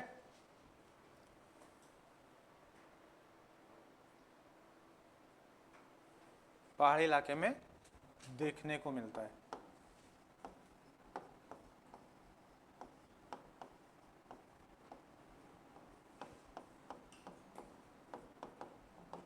चलो बड़े यहां तक कोई समस्या? देखो तो इसी वजह से बोला कि तीसरी सबसे इंपॉर्टेंट ग्लैंड कौन सी है? Thyroid gland. बहुत सारे फंक्शन को कंट्रोल करती है। इसकी कमी आ गई तो बच्चे मंद बुद्धि के हो जाते हैं, हाइट रुक जाएगी, ठीक है ना। सेक्सुअल ऑर्गन अगर हमारे क्या हो जाएंगे, वो अनडेवलप रहेंगे, ठीक है, इनफर्टिलिटी आ जाएगी। तो ये बहुत सारे फंक्शन को कंट्रोल। अब मेटाबॉलिज्म सबसे इंपॉर्टेंट तो वो है, ठीक है ना। आपका डाइजेशन ढंग से नहीं होगा, रेस्पिरेशन ढंग से नहीं होगा, ठीक है। तो मेटाबॉलिज्म प्रॉपर्टी को ये कंट्रोल करता है, ठीक है। यहाँ तो कोई समस्या नहीं है।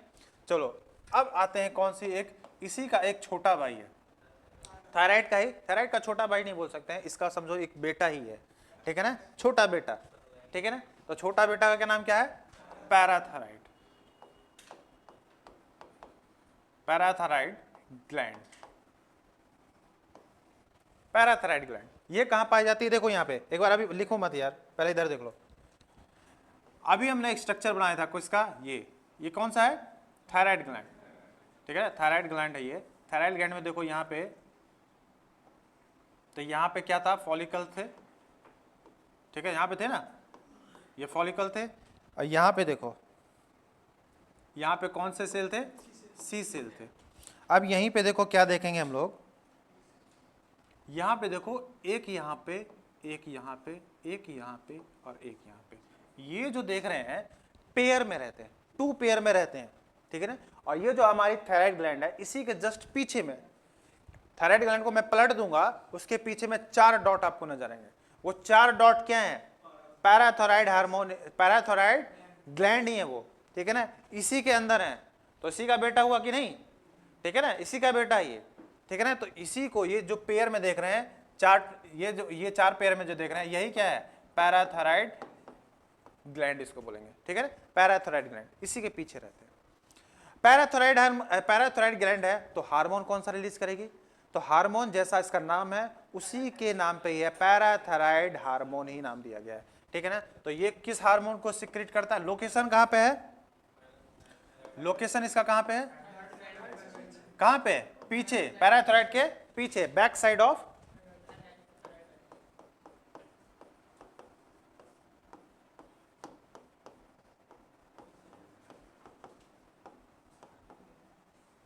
ठीक है। और हार्मोन कौन सा रिलीज कर रहा है ये? तो जैसा नाम है वैसा ही, कौन सा? पैराथायराइड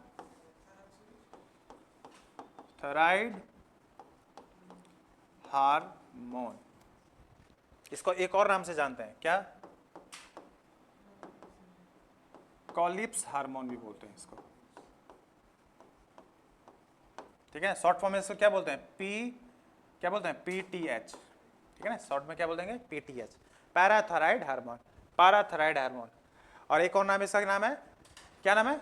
कॉलिप्स हार्मोन, ठीक है ना।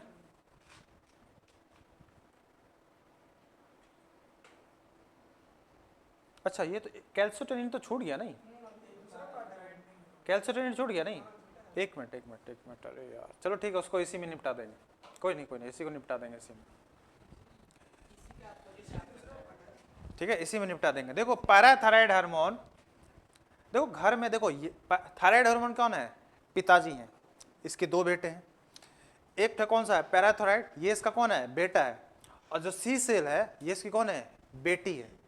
तो घर में क्या होता है कि बेटे, जो दोनों भाई बहन होते हैं, लड़ते रहते हैं, अक्सर लड़ते रहते हैं।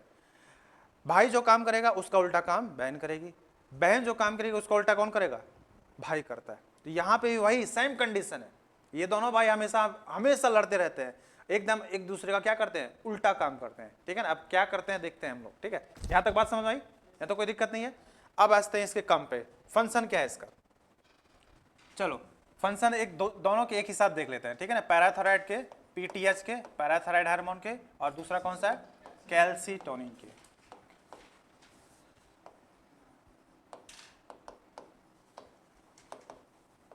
ठीक है, तो दोनों क्या करेंगे? एक दूसरे का उल्टा काम करेंगे। अब मान देखो क्या होता है, PTH का काम क्या है? सॉरी, पहले देखते हैं कैल्सिटोनिन का काम क्या है। देखो हमारे बॉडी में क्या है, किससे रिलेटेड है ये, कैल्शियम से रिलेटेड है, ये भाई साहब भी किससे रिलेटेड है, कैल्शियम से ही रिलेटेड है। अब मान लेते हैं क्या होता है कि हमारी बॉडी में, मान लेते हैं कि ब्लड में बहुत सारा कैल्शियम भरा पड़ा हुआ है, ब्लड में हमारा कैल्शियम बहुत सारा भरा हुआ है, तब कैल्सीटोनिन क्या करेगा, उस कैल्शियम को उठाएगा, उठा के किसको दे देगा, बोन्स को दे देगा। क्या करेगा, ब्लड से क्या करेगा, कैल्शियम को उठाएगा, उठा के किसको दे देगा, बोन्स को दे देगा, और जिससे बोन्स हमारी क्या हो जाएंगी, स्ट्रांग हो जाएंगे।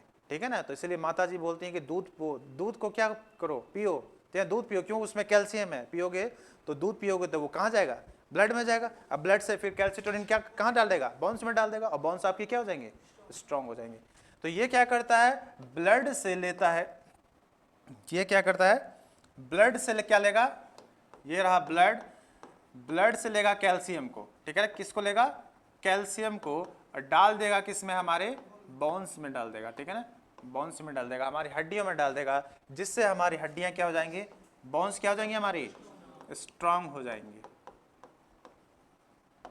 ये इसका काम है कैल्सीटोनिन का। ठीक है, अब ये कौन है, बहन है ना, एक इसका है, एक और भाई है, कौन है इसका भाई, पीटीएच। ठीक है ना, तो ये हमेशा इसका क्या काम करेगा, उल्टा काम करेगा। तो ये बोलेगा कि भैया तुम ऐसा ये कर रहे हो तो हम कुछ ना कुछ तो करेंगे, लेकिन वही करेंगे जो तुम जो कर रही थी उसी का उल्टा करेंगे।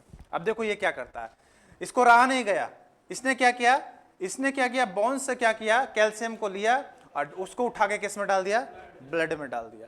तो ये भाई साहब क्या करता है, बोन से क्या करता है, कैल्शियम, मान लेते हैं कि ब्लड, अब ऐसा कब होगा, पहले तो ये समझो, बोन से क्या करता है, ये ब्लड में क्या डाल देता है, कैल्शियम को डाल देता है। अब ऐसा करेगा भी तो क्यों करेगा, देखो ये एक कंडीशन है, ये एक कंडीशन है, एक कंडीशन में क्या होता है कि मान लेते, ये बात समझ आई, यहां तक कोई समस्या नहीं। अब मान लेते कि आपने बहुत ज्यादा दूध पी लिया, ठीक है ना, दूध पी लिया तो ब्लड में कैल्शियम का लेवल बढ़ गया, तो फिर ये क्या करेगा, इसको इसने बोन्स में डाल दिया, बोन्स हमारी स्ट्रांग हो गई। अब मान लेते हैं कि आप दूध ही नहीं पी रहे, ठीक है, क्या खा रहे हैं, वही कचरा खा रहे हैं, क्या कर रहे हैं, पिज्जा खा रहे हैं, बर्गर खा रहे हैं, ठीक है ना, वो क्या बोलते हैं, पानी पूड़ी खा रहे हैं, ये उठ पटांग चीज खा रहे हैं, तो कैल्शियम की बॉडी में क्या हो गई, ब्लड में कमी। अब ब्लड को कैल्शियम चाहिए, क्योंकि कैल्शियम बहुत सारे फंक्शन को कंट्रोल करता है, बहुत सारे कंट्रोल करता है। ठीक है, ऐसा नहीं कि सिर्फ हड्डी के लिए ही आपको कैल्शियम की जरूरत है, नहीं, बहुत सारे मैसेज, देखो न्यूरो, जो हमारा नर्वस सिस्टम है उसमें जो मैसेज को ट्रांसफर किया जाता है उसमें भी कैल्शियम की जरूरत पड़ती है। तो कैल्शियम सिर्फ बोन्स के लिए नहीं है, बहुत सारे फंक्शन को कंट्रोल करता है। तो ब्लड में अगर कैल्शियम की कमी आ गई तो बहुत सारी चीजें, सिस्टम बॉडी का बहुत सारा हिल जाएगा। तो बॉडी में जो ब्लड है उसमें भी कैल्शियम का लेवल बना रहना चाहिए। तो अब मान लेते हैं कि ब्लड में क्या है, कैल्शियम का लेवल कम है, तो फिर कौन काम करेगा, पीटीएच काम करेगा। ये क्या करेगा, बोन्स से क्या करेगा, कैल्शियम को निकालेगा और ब्लड में डाल देगा। तो ये कंडीशन कब आती है, जब ब्लड में कैल्शियम का लेवल क्या हो, कम हो। और ये कब होगा, जब ब्लड का कंडीशन क्या हो, ज्यादा हो। तो ये कब होता है, जब ब्लड में कैल्शियम का लेवल जो हो वो क्या हो, कैल्शियम लेवल क्या हो, कम हो, तब ये कंडीशन आएगी। और ये कब होगा, जब ब्लड में कैल्शियम लेवल क्या हो, ज्यादा हो।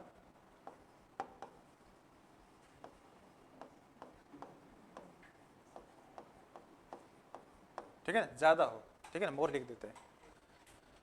बतिया समझ में आई, अरे आई कि नहीं बतिया,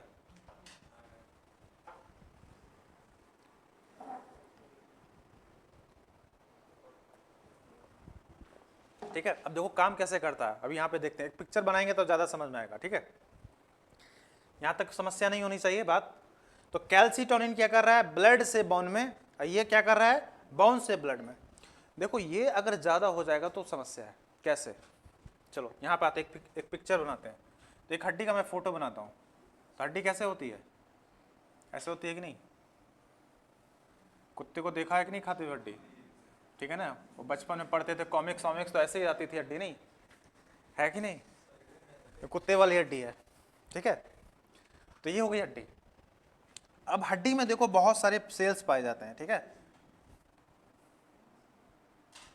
बहुत तरह के सेल्स पाए जाते हैं, ठीक है, जिसको हम बोन सेल्स बोलते हैं। ठीक है, बहुत तरह के सेल्स पाए जाते हैं जिसको हम बोन सेल्स बोलते हैं। कौन सा कलर लिया जाए, चलो यही ले लेते हैं, दिखाई दे रहा है ना कलर।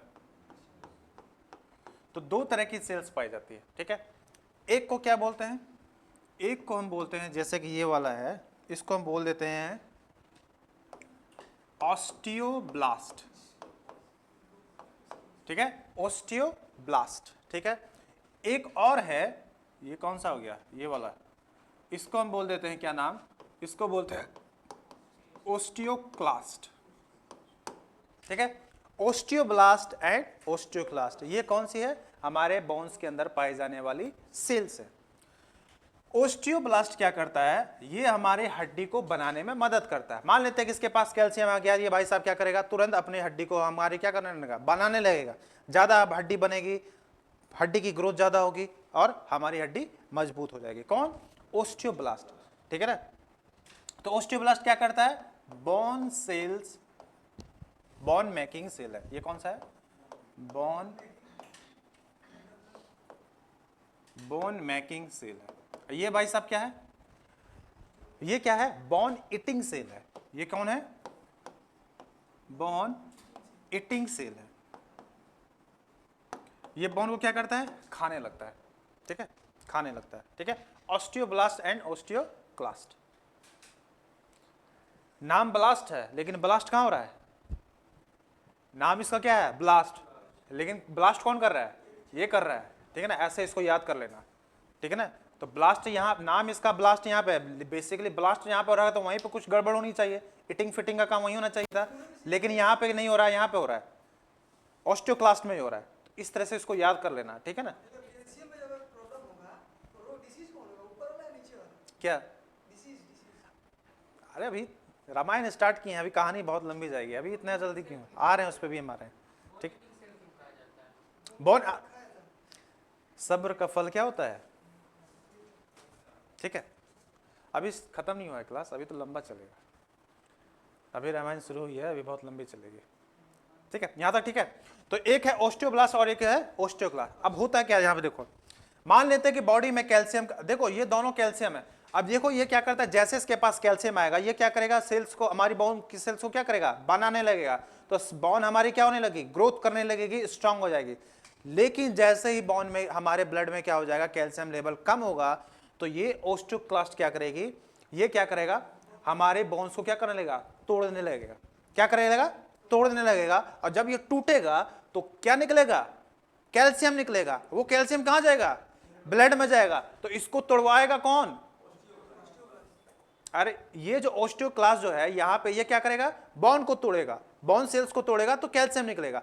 लेकिन तोड़ने के लिए एक हार्मोन है, उसका नाम क्या है, पीटीएच, ठीक है ना। पैराथायराइड हार्मोन नहीं करेगा, पैराथायराइड हार्मोन इसके पास जाएगा, चलो बेटा, बोलेगा कि चलो बेटा आप तुम क्या करो, ब्लड में कैल्शियम की कमी है, तुम अब टूटना स्टार्ट करो। तो ये टूटेगा और कैल्शियम किस में आ जाएगा, ब्लड में आ जाएगा, ठीक है। तो ये हमारा ब्लड जो है, तो ब्लड में भी कैल्शियम लेवल जरूरी है, ठीक है ना। बहुत सारे फंक्शन हमारे बॉडी में, ये रहा हमारा क्या है, ब्लड सेल्स है। तो ब्लड सेल में देखो, ये रहा हमारा ब्लड सेल, ठीक है, ब्लड यहाँ पे घूम रहा है। इसमें कौन कौन है, यहाँ पे पीटीएच भी है और कैल्सिटोनिन भी है, ठीक है ना, कैल्सिटोनिन भी है।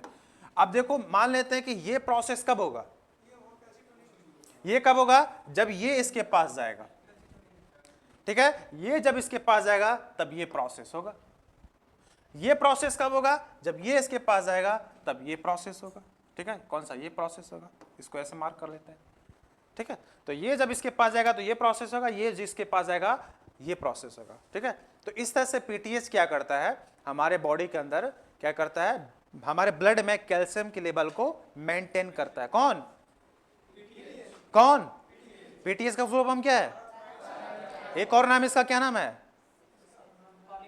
कॉलिप्स हार्मोन, ठीक है, ठीक है। यहां तक बात समझ में आई, ऐसा क्यों हो रहा है, ठीक है। अब देखो समस्या यहां पे क्या है कि मान लेते हैं कि पीटीएच, अब पीटीएच क्या करेगा, रिलीज हो रहा है ब्लड में, क्या है, हमारे कैल्शियम की कमी है, तो पीटीएच क्या करेगा, तोड़ने लगेगा, किसको, हमारी हड्डी को तोड़ रहा है। बेसिकली अगर कैल्शियम कहां से आ रहा है, हमारी हड्डी को ही नहीं तोड़ रहा है, तो ज्यादा हड्डी को तोड़ने लगेगा बहुत सारे, तो यहाँ पे क्या होने लगेंगे, हमारी हड्डी क्या होने, हमारे हड्डी में छेद होने लगेंगे, क्या होने लगेंगे, छेद होने लगेंगे हमारे हड्डी में, और हड्डी हमारी हो जाएगी क्या, कमजोर हो जाएगी, ठीक है ना, कमजोर हो जाएगी। जैसे तुम चले कहीं गिरे, हड्डी टूट गई, ठीक है ना, ऐसे ही हड्डी टूट जाएगी तुम्हारी, ठीक है ना, हल्का सा भी किसी ने धक्का दिया, गिरे, टूट गई हड्डी, ठीक है। तो ये प्रोसेस अगर ज्यादा होने लगेगा तो हड्डी हमारी कमजोर हो जाएगी, और हड्डी कमजोर हो जाएगी तो फिर बहुत दिक्कत आ जाएगी, ठीक है, ठीक है। तो हड्डी में छेद हो जाता है, ठीक है ना। चलो, तो यहां तक तो पीटीएच की वजह से ही हड्डी में छेद हो जाता है, ठीक है ना। आगे बढ़े, तो एक फंक्शन यहां पे हमने क्या देखा, क्या बोल, हाँ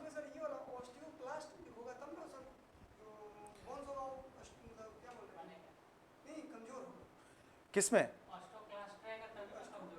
ऑस्टियोक्लास्ट, हाँ हाँ, तो यही तो बोल रहा हूँ। तो यहाँ पे ये काम क्या, यहाँ पे ऑस्टियोक्लासिस जो प्रोसेस हो रही है, इसमें क्या हो रही है, बोन हमारी टूट रही है। अब वहां टूटेगा तो कैल्शियम निकलेगा, कैल्शियम आ जाएगा ब्लड में। तो ये जो टूटेगा, ज्यादा टूटेगा तो बोन हमारी क्या हो जाएगी, कमजोर हो जाएगी। बोन में क्या हो जाएंगे, छोटे छोटे छेद हो जाएंगे, ठीक है ना, छोटे छोटे छेद हो जाएंगे, किस में, हमारे हड्डी में। तो देखो, तो इसका मतलब क्या हुआ कि अगर मान लेते बॉडी में कैल्शियम का लेवल कम हो गया तो पीटीएस एकदम तड़ातड़ हमारी बॉडी की हड्डी को तोड़ने लगेगा, ठीक है। क्या इसका एक ही तरीका है कि हमारे बोन से हमारी हड्डी को तोड़ दे, कि और भी कोई तरीका होगा इसके पास? नहीं। तो ऐसा अगर कंटिन्यू चलता रहा तो हमारी बोन ही क्या हो जाएगी, कमजोर हो जाएगी पूरी तरह से ना, तो समस्या हो जाएगी। तो पीटीएस भाई साहब क्या करता है कि बोलता है कि नहीं, कोई और भी तरीका अपनाते हैं कि कैसे भी करके कैल्शियम का लेवल ब्लड में हम लोग मेंटेन करके, क्योंकि ये प्रोसेस लंबा चल गया तो हड्डी कमजोर हो जाएगी। ये बात समझ में आई? तो एक प्रोसेस तो हमने समझा ना, एक प्रोसेस क्या है इसका कि ब्लड से, बोन से क्या करता है, तोड़ता है और ब्लड में डाल देता है कैल्शियम को। तो अगर ये प्रोसेस लंबा चला तो समस्या है। तो इसी वजह से क्या करता है, कुछ और भी क्या करता है, हथकंडे अपनाता है पीटीएच, ताकि कैल्शियम का लेवल बॉडी में बना रहे। ये चलेगा तो फिर दिक्कत है कि नहीं? अरे दिक्कत है कि नहीं यार, दिक्कत है ना। तो दूसरा देखो तरीका क्या अपनाता है ये, तो ये क्या करता है, कैसे भी करके मान लेते हैं कि ये क्या करता है पीटीएच, अरे कलर क्या, पीटीएच एक्ट ऑन पीसीटी, ठीक है ना, पीसीटी में प्रॉक्सिमी कॉन्वोल्यूटेड ट्यूबुलर, ठीक है। ये किसका हिस्सा है, नेफ्रॉन का, कल ही मैंने पढ़ाया था, ठीक है ना, कल मैंने पढ़ाया था ना, पीसीटी, डीसीटी और पीसीटी पढ़ाया था ना। तो ये पीसीटी पे, ये पीटीएच यार, ये पीटीएच जो है, ये पीटीएच है, एक्ट किस पे करेगा, पीसीटी पे। अब ऐसा करके देखो क्या करेगा, मान लेते हैं कि एक तो दूध इतना महंगा ही है कि नहीं, रोज रोज तुम दूध नहीं पी सकते हो, है कि नहीं, पी सकते हो, घर से कितना आता है, 5-6 हज़ार रुपया ये रहा, हॉस्टल का जा रहा है, खर्चा अपना ले गया, तो रोज रोज दूध नहीं पी सकते तुम, ठीक है। रोज पनीर नहीं खा सकते हो, ठीक है, क्योंकि कैल्शियम है, बॉडी में कैल्शियम है। लेकिन प्रॉब्लम यहाँ पे ये क्या होती है कि यूरिन के थ्रू क्या होता है कि बहुत सारा जो कैल्शियम आयंस होते हैं, सोडियम आयंस होते हैं, वो क्या हो जाते हैं, वो भी बॉडी से, यूरिन के थ्रू बॉडी से बाहर निकल जाते हैं। एक तो खुद अब वो निकल जाएंगे तो फिर तो समस्या आ जाएगी। तो यहाँ पे देखो ये क्या करता है पीटीएच, ये काम करता है किस पे, पीसीटी के पास जाता है। तो पीसीटी के पास जाता है तो ये रहा हमारा नेफ्रॉन का स्ट्रक्चर, ठीक है, कल ही मैंने बताया था। इसीलिए एक भी क्लास जहाँ छूटा तो भैया बड़ा समस्या हो जाएगी, क्लासवा नहीं छोड़ना है, नहीं तो बाद में छाती पीटोगे कि क्या हो रहा है, पीसीटी क्या है, डीसीटी क्या है, ठीक है ना। तो छाती पीटोगे तो फिर छाती पीटने तो फिर तो समस्या है, ठीक है। तो ये होता है, ये क्या होता है, इसको क्या बोलते हैं, डीसीटी, ठीक है ना, डिस्टिल कॉन्वोल्यूटेड ट्यूबुलर, ठीक है। इसको क्या बोलते हैं, पीसीटी, प्रॉक्सिमी कॉन्वोल्यूटेड ट्यूबुलर। ये क्या है, हुक ऑफ हेनले, ठीक है। ये क्या है, इसको क्या बोलते हैं, बॉमन कैप्सूल, ठीक है ना, ये कैप लाइक स्ट्रक्चर, और इसके अंदर बहुत सारे ब्लड वेसल रहते हैं, ठीक है, जिसको क्या बोलते हैं, ग्लोमेरुलस बोलते हैं, ठीक है। अब यहाँ पे देखो हमारी जो ब्लड वेसल्स है, हमारी जो ब्लड वेसल्स है इसी के चारों तरफ घूमती रहती है, बताया था कि कल नहीं हमने, ठीक है ना, इसी के चारों तरफ ऐसे घूमती रहती है। तो हमारी ब्लड वेसल इसी के चारों तरफ ऐसे घूमती रहती है, क्यों घूम रही है, ठीक है, क्यों घूम रही है, मान लेते हैं कि नेफ्रॉन का काम क्या है, ये किसका स्ट्रक्चर है, नेफ्रॉन का। नेफ्रॉन का काम क्या है, बॉडी के अंदर जो भी नाइट्रोजन वेस्ट होते हैं उसको बॉडी से बाहर निकालना। मान लेते हैं कि इस क्रम में क्या होता है, जो अच्छे मतलब कि अच्छी चीजें होती हैं वो भी क्या कर देता है, ये फिल्टर कर देता है और यूरिन के माध्यम से बाहर निकाल देता है। तो जैसे कि अच्छी चीजें है, जैसे कैल्शियम है, हमको जरूरत है बॉडी को, तो फिर क्या करेगा, ये ये क्या करेगा, ये यहाँ पे जो ट्यूब्यूल है यहाँ पे क्या करेगा, अच्छी अच्छी चीजों को एब्जॉर्ब करेगा, एब्जॉर्ब करके किसको दे देगा, ब्लड वेसल्स को दे देगा। अब कैल्शियम की बॉडी को कमी है, मान लेते हैं कि कैल्शियम भी फिल्टर होकर बॉडी से चला जाता है तो समस्या है, समस्या है ना। अब हम हड्डी से तो हर चीज नहीं कर सकते क्योंकि हड्डी कमजोर हो जाएगी। तब यहाँ पे पीसीटी पे ये काम करता है कौन, पीटीएस। तो पीटीएस काम करेगा, पीटीएस जब आएगा रिलीज होगा, रिलीज होने के बाद सीधे कहां पे आ जाएगा, पीसीटी के पास, बोलेगा कि बेटा तुम अब क्या करो, कैल्शियम को एब्जॉर्ब करो, क्योंकि पैसा नहीं है इतना कि रोज दूध हम खाएं, है कि नहीं। तो इसको बोलता है कि बेटा तुम यहाँ पे आओ, जितना से ज्यादा तुम कैल्शियम को एब्जॉर्ब कर सकते हो कैल्शियम को एब्जॉर्ब करो, क्योंकि बॉडी में कैल्शियम की कमी है। तो यहाँ पे इस तरह से ये क्या करता है, कैल्शियम के लेवल को मेंटेन करता है, कौन, पीटीएस। किस पे काम करके, पीसीटी पे काम करते। तो यहाँ पे कैल्शियम का क्या होगा, एब्जॉर्प्शन हो जाएगा। सिर्फ कैल्शियम ही नहीं, बहुत सारी चीजें हैं, सोडियम भी है, ठीक है ना, ये सब चीजों को भी एब्जॉर्ब ये करवा लेता है, ठीक है। क्या हुआ यहाँ पे, एब्जॉर्प्शन हो जाएगा। इस तरह से बॉडी में कैल्शियम लेवल मेंटेन रहता है।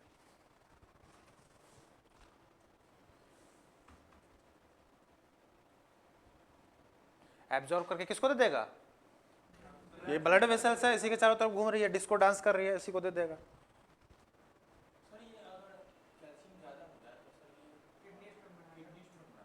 क्या आते आते हैं, आ रहे, उस पर भी आ रहे हैं, सब्र करो। उसको ऑस्टियोपोरोसिस बोलते हैं, ठीक है। ऑस्टियोपोरोसिस, जैसे मैं बोल रहा हूँ कि हड्डी में छेद जाती है, तो हड्डी में जो छेद हो रहा है उसी को हम क्या बोलते हैं, ऑस्टियोपोरोसिस बोलते हैं। ऑस्टियो मतलब हड्डी, पोरोसिस मतलब पोर, पोर मतलब छिद्र, ठीक है, हड्डी में छेद हो जाता है। इसी को तो रोकने के लिए ये काम कर रहा है यहाँ पे, तभी तो मेंटेन रहेगा। ये काम इस पे क्यों कर रहा है, ताकि ऑस्टियोपोरोसिस जैसी समस्या ना हो जाए हमारी, ठीक है ना, इसीलिए ये कर रहे हैं।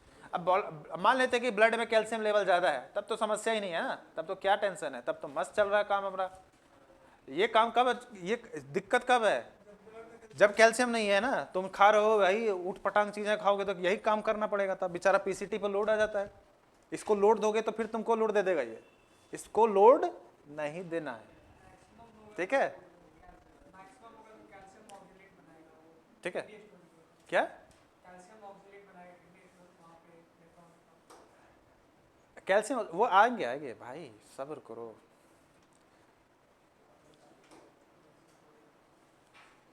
ठीक है, यहां तक समझ नहीं है, चलो अब आगे देखते हैं। अब आगे देखते हैं, तीसरा पॉइंट इसी में लिखना है। देखो ये क्या करता है, देखो बॉडी में क्या है, कैल्शियम लेवल है, ठीक है ना, कैल्शियम हमारे बॉडी में है, मान लेते हैं कि कैल्शियम हमारे बॉडी में अच्छा खासा है, लेकिन उसके बाद भी देखो क्या होता है कि बॉडी में इंटेस्टाइन जो हमारी होती है, जैसे कि हमारी इंटेस्टाइन है, ठीक है, ये हमारी इंटेस्टाइन है, तो इस इंटेस्टाइन में कैल्शियम पड़ा रहता है बेचारा, ठीक है ना, कैल्शियम पड़ा हुआ है, ठीक है ना, कैल्शियम पड़ा हुआ है, लेकिन एब्जॉर्ब भी नहीं हो रहा है।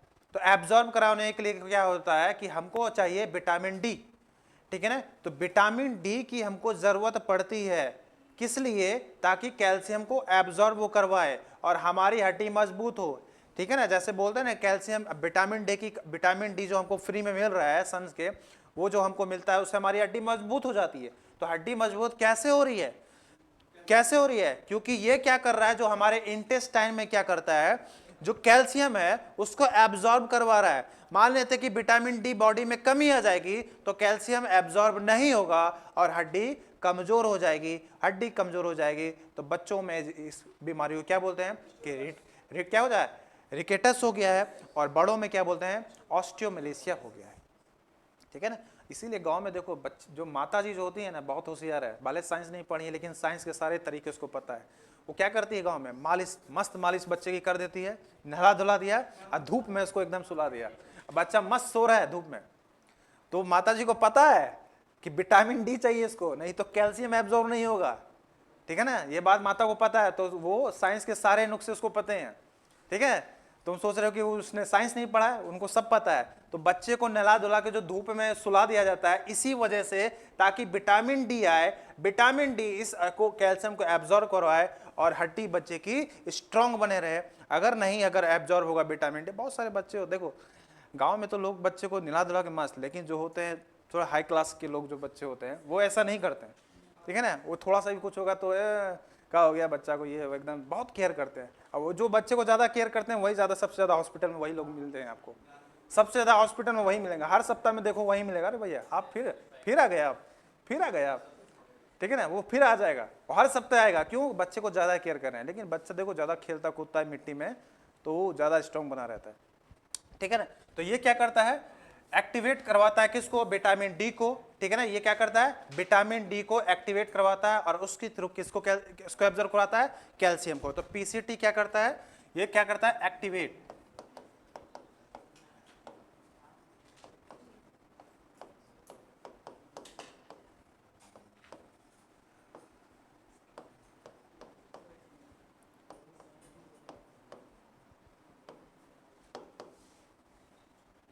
ठीक है। क्या करा रहा है, ये एक्टिवेट करा रहा है किसको, विटामिन डी को, और जिसके थ्रू क्या हो रहा है, कैल्शियम एब्जॉर्ब हो रहा है। इससे हमारे बॉडी में कैल्शियम लेवल मेंटेन रहता है।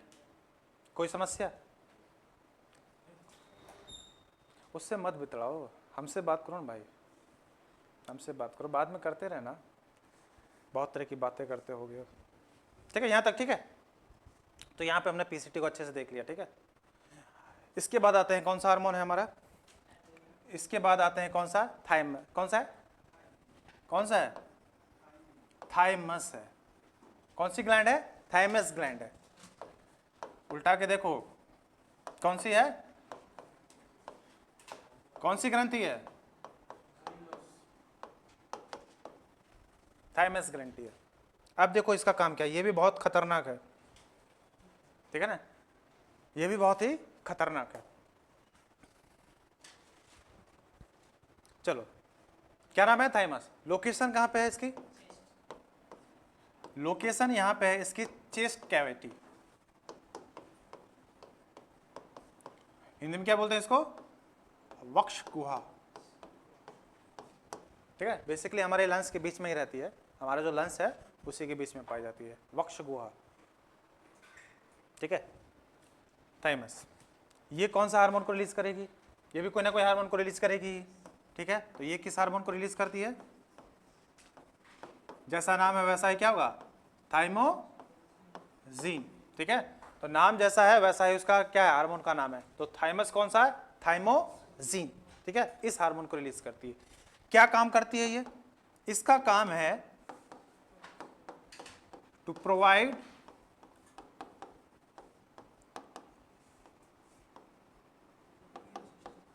इम्यूनिटी, ठीक है ना, प्रतिरोधक क्षमता को बॉडी की बढ़ा दे। इम्यूनिटी मतलब प्रतिरोधक क्षमता, प्रतिरोधक क्षमता मतलब डिजीज से लड़ने की क्षमता को बढ़ा देती है, ठीक है। To provide immunity of the body. अब कैसे ये होता है, अब इसको समझते हैं, ठीक है। ट्रेलर देख लिया, अब फिल्म देखते हैं, ठीक है। अब कैसे करती है इसको देखते हैं। देखो इस इम्यूनिटी को समझने के लिए पहले हमको ये जानना पड़ेगा डब्ल्यूबीसी के बारे में, ठीक है। डब्ल्यूबीसी क्या करती है हमारे बॉडी में, बहुत तरह के डिजीज से लड़ती है, बहुत तरह के। देखो डब्ल्यूबीसी एक तरह की नहीं है, डब्ल्यूबीसी कहाँ बनता है हमारे बॉडी में, हमारे बोन के अंदर पाया जाता है, बोन मेरो, ठीक है। कौन सा bone marrow, red bone marrow. दो तरह के होते हैं, येलो बोन मेरो भी होता है और रेड बोन मेरो भी होता है। तो रेड बोन मेरो ही ब्लड के सारे सेल्स बनाता है, चाहे वो आरबीसी हो, डब्ल्यूबीसी हो, प्लेटलेट्स हो, सबको बनाता है। तो डब्ल्यूबीसी भी 5 तरह के होते हैं, ठीक है। कौन कौन से, एजिनोफिल, ठीक, फिर निट्रोफिल, मोनोसाइट, लिम्फोसाइट और विजनोफिल, 5 तरह के होते हैं हमारे डब्ल्यूबीसी। अब मान लेते हैं देखो 5 तरह के तो होते हैं। अब जो मैंने, अब देखो जैसे एजिनोफिल, बेजोफिल, निट्रोफिल, ये 3 और एक मोनोसाइट, ठीक है, ये 4, और लास्ट में मैंने क्या बोला, लिम्फोसाइट, ये है लिम्फोसाइट, ये लास्ट में मैंने बताया। ये भाई साहब बोलता है कि हम बॉस हैं, हम कौन है, ये थैनोस है। डब्ल्यूबीसी का कौन है, ये थैनोस। थैनोस कब आता है, लास्ट में आता है, पहले कौन आते हैं, उसके चमचे पंचे आते हैं। तो थैनोस बाद में आएगा, बोलेगा बेटा हम ऐसे काम नहीं करेंगे, तो छोटा मोटा बीमारी आता बोलता कि हम क्यों जाएं, हम तो भाई थैनोस हैं, ठीक है, हम नहीं जाएंगे, तुम जाओ। तो बेजोफिल, एजोफिल ये सबको भेज देता है। जब बॉडी में भारी भरकम, मान लेते कोई, जैसे कि कोई एलर्जी हो जाती है, छींकते हैं आप, ठीक है ना, बॉडी में कोई भी फॉरेन पार्टिकल घुसा तुरंत WBC एक्टिवेट हो जाएगा। उसको लगेगा कोई ये हमको बीमार कर रहा है, इसको तुरंत इसको खत्म करो कैसे भी करके। कुछ भी हो सकता है, इवन डस्ट पार्टिकल भी अंदर आ जाएगा तो आपको छींक आने लगेगी। वो एलर्जी प्रोवाइड कर, एलर्जी बॉडी क्या होता है, एलर्जी मतलब आपकी नाक बहने लगी ये होती है। तो वो एक तरह का क्या होता है कि बॉडी एलर्जी प्रोवाइड करके, एलर्जी रिलीज करके आपको क्या कर रही है, उससे सुरक्षा प्रदान करिए। किससे? फॉरेन पार्टिकल से। ठीक है, तो छोटे मोटे चीजों से ये लिम्फोसाइट काम नहीं करता, बोलता है कि कोई बड़ा चीज आएगा तब हम आते हैं। तो बड़ा गुंडा कौन है? बड़ा गुंडा जैसे मान लेते हैं कोरोना वायरस, ये कौन सा है? भारी भरकम गुंडा है। तो अगर मान लेते हैं कि ये घुस जाएगा तो भाई चाहे मोनोसाइट हो, एजिनोसाइट हो, बीजोफिल हो या लिम्फो न्यूट्रोफिल हो, ये हाथ खड़े कर देते हैं, भैया हमसे नहीं होगा। तब जाते हैं इसके पास, लिम्फोसाइट के पास, तब बोलता है कि अच्छा आ गया कोई आया टक्कर वाला, तो बोला हाँ आ गया है। कौन? Corona virus. तो चलो अब देखते हैं। तो भारी भरकम जब वायरस बॉडी में घुसते हैं तब ये भाई साहब एक्टिवेट होता है। ठीक है ना, तो इसी बोले इसको मैं क्या बोलता हूँ, थैनोस बोलता हूँ इसको। ठीक है, इसको मैंने नाम दिया थैनोस, ऐसे एग्जाम में मत लिख देना थैनोस। ठीक है ना, तो लिम्फोसाइट भी दो तरह के होते हैं, एक होता है टी लिम्फोसाइट और एक होता है बी लिम्फोसाइट। ठीक है ना, और उसमें भी देखो लिम्फोसाइट में भी कौन सबसे खतरनाक होता है? टी लिम्फोसाइट और बी लिम्फोसाइट। सबसे खतरनाक कौन सा होता है? टी वाला। टी लिम्फोसाइट ज्यादा खतरनाक होता है। ठीक है ना, तो बी एल लिख देता हूं यहां पे, बी एल मतलब बी लिम्फोसाइट, और ये हो गया टी लिम्फोसाइट। बी लिम्फोसाइट देखो क्या करता है, हमारे बॉडी के अंदर क्या बनाता है, ये एंटीबॉडी को बनाता है। ठीक है, एंटीबॉडी को बनाता है। और जैसे भी कोई फॉरेन, मान लेते हैं जैसे कि आपको वैक्सीन लगी कोरोना वायरस की, तो कोरोना वायरस में आखिर आपकी बॉडी में क्या डाला? वैक्सीन के अंदर क्या डाला? वायरस ही डाला है। ठीक है ना, वायरस को ही डाला है। लेकिन वो वायरस क्या है? डेड है, मरा हुआ वायरस है, बॉडी में डाल दिया। ठीक, बॉडी में जैसे डाला, बॉडी ने देख लिया अरे कोई आया है। कौन आया है? तो भाई कोरोना वायरस का वायरस आया। तुरंत बॉडी क्या करेगी, इसको बॉडी को सुरक्षा प्रदान करने के लिए क्या करेगी, कुछ ना कुछ रिलीज करेगी ताकि उससे हम क्या करें, लड़ सके। तो वो जो रिलीज करती है उसी को क्या बोलते हैं? एंटीबॉडी। तो एंटीबॉडी क्या करेगा, रिलीज किया जाएगा किसके जरिए? टी बी लिम्फोसाइट के जरिए। ठीक है ना, अब ये क्या करेगा, इम्यूनिटी प्रोवाइड करेगा किसके खिलाफ? इस वायरस के खिलाफ। तो ये बेसिकली क्या होता है, टी लिम्फोसाइट का अगर स्ट्रक्चर देखें तो ऐसे रहता है ये। ठीक है, तो ये इसके एंटीना है यहाँ पे। तो एंटीना के पास क्या होगा, जैसे कि मान लेते कोरोना वायरस आया, तो कोरोना वायरस आएगा तो यहाँ पे आएगा, ये इसको ऐसे पकड़ लेगा, एंटीना से पकड़ लेगा, और इसके अंदर जो भी हार्मोन्स होंगे, जो भी इसके अंदर प्रोटीन होंगे, वो इसमें घुसेड़ देगा, और तब इसे क्या हो जाएगा, न्यूट्रलाइज कर देगा। ठीक है, न्यूट्रलाइज कर देगा। क्या करेगा? न्यूट्रलाइज कर देगा। ये काम क्या करता है, एंटीबॉडी बनाता है और इसको न्यूट्रलाइज करता है। ठीक है, टी लिम्फोसाइट बोलता है भाई इतना काम हम नहीं करते, हम इतना काम नहीं करेंगे, हम थैनोस से सीधे उड़ा करेंगे। तो ये क्या करता है, जैसे कोई वायरस आता है उसको अंदर से घुसेड़ता है और उसको फाड़ के रख देता है। क्या करता है, जैसे कि ये वायरस इसके अंदर आया तो ये क्या कर रहा है, इससे कनेक्ट हो रहा है। ठीक है ना, इसको न्यूट्रलाइज कर रहा है। न्यूट्रलाइज करने का मतलब क्या हुआ कि इसके असर को क्या कर दे रहा है, बेअसर कर दे रहा है। तो हमारी बॉडी बच गई। ये क्या कर रहा है, बोले इतना हम काम नहीं करते हैं भाई, हम क्या करेंगे, सीधे इसको फाड़ के रख देंगे। ठीक है ना, तो ये क्या कर, जैसे वायरस आएगा तो ये टी लिम्फोसाइट करेगा, अपने हार्मोन इसके अंदर डालेगा, और अंदर डाल के पूरी तरह से इसको फाड़ के रख देगा। ये क्या करता है, पूरी तरह से किल कर देता है। ये क्या कर देता है, पूरी तरह से किल कर देता है। ये क्या कर रहा है, न्यूट्रलाइज कर रहा है। ये क्या कर रहा है, न्यूट्रलाइज कर रहा है। ये क्या कर रहा है, मार दे रहा है। तो टी लिम्फोसाइट उससे भी ज्यादा खतरनाक है। तो यही थैनोस है। ठीक है, थैनोस सही है। ठीक है, ये बात समझ में आ गई। अब देखो जो हमने जो अभी पढ़ा था, कौन सा, क्या बोलते हैं, थाइमस को। अब देखो ये कैसे इम्यूनिटी प्रोवाइड कर। तो बॉडी में अगर मान लेते हैं इम्यूनिटी प्रोवाइड करने वाला कौन सा, अगर आपसे पूछा जाए कि हार्मोन क्या बोलते हैं, सेल है, तो वो कौन है, टी लिम्फोसाइट। ठीक है, टी लिम्फोसाइट और बी लिम्फोसाइट भी बोल सकते हैं। तो ये क्या करते हैं, लिम्फोसाइट हमारे बॉडी में इम्यूनिटी प्रोवाइड करते हैं। तो थैनोस तो है, लेकिन थैनोस को भी टक्कर देने वाला कोई ना कोई तो है। ठीक है ना, कोई ना कोई तो आयरन मैन होगा ही ना। तो कोई ना कोई एक आयरन मैन जरूर होगा जो इसको भी क्या कर देगा, इफेक्ट कर देगा। ठीक है ना, ये बेसिकली जितने वायरस हैं सबको मार देता है, लेकिन एक ऐसा वायरस है जो इसको भी इफेक्ट कर देता है, और उसका नाम क्या है, एड्स। ठीक है, एड्स वायरस एक ऐसा वायरस है जो सीधे सीधे किसको पे इफेक्ट कर देता है, टी लिम्फोसाइट को।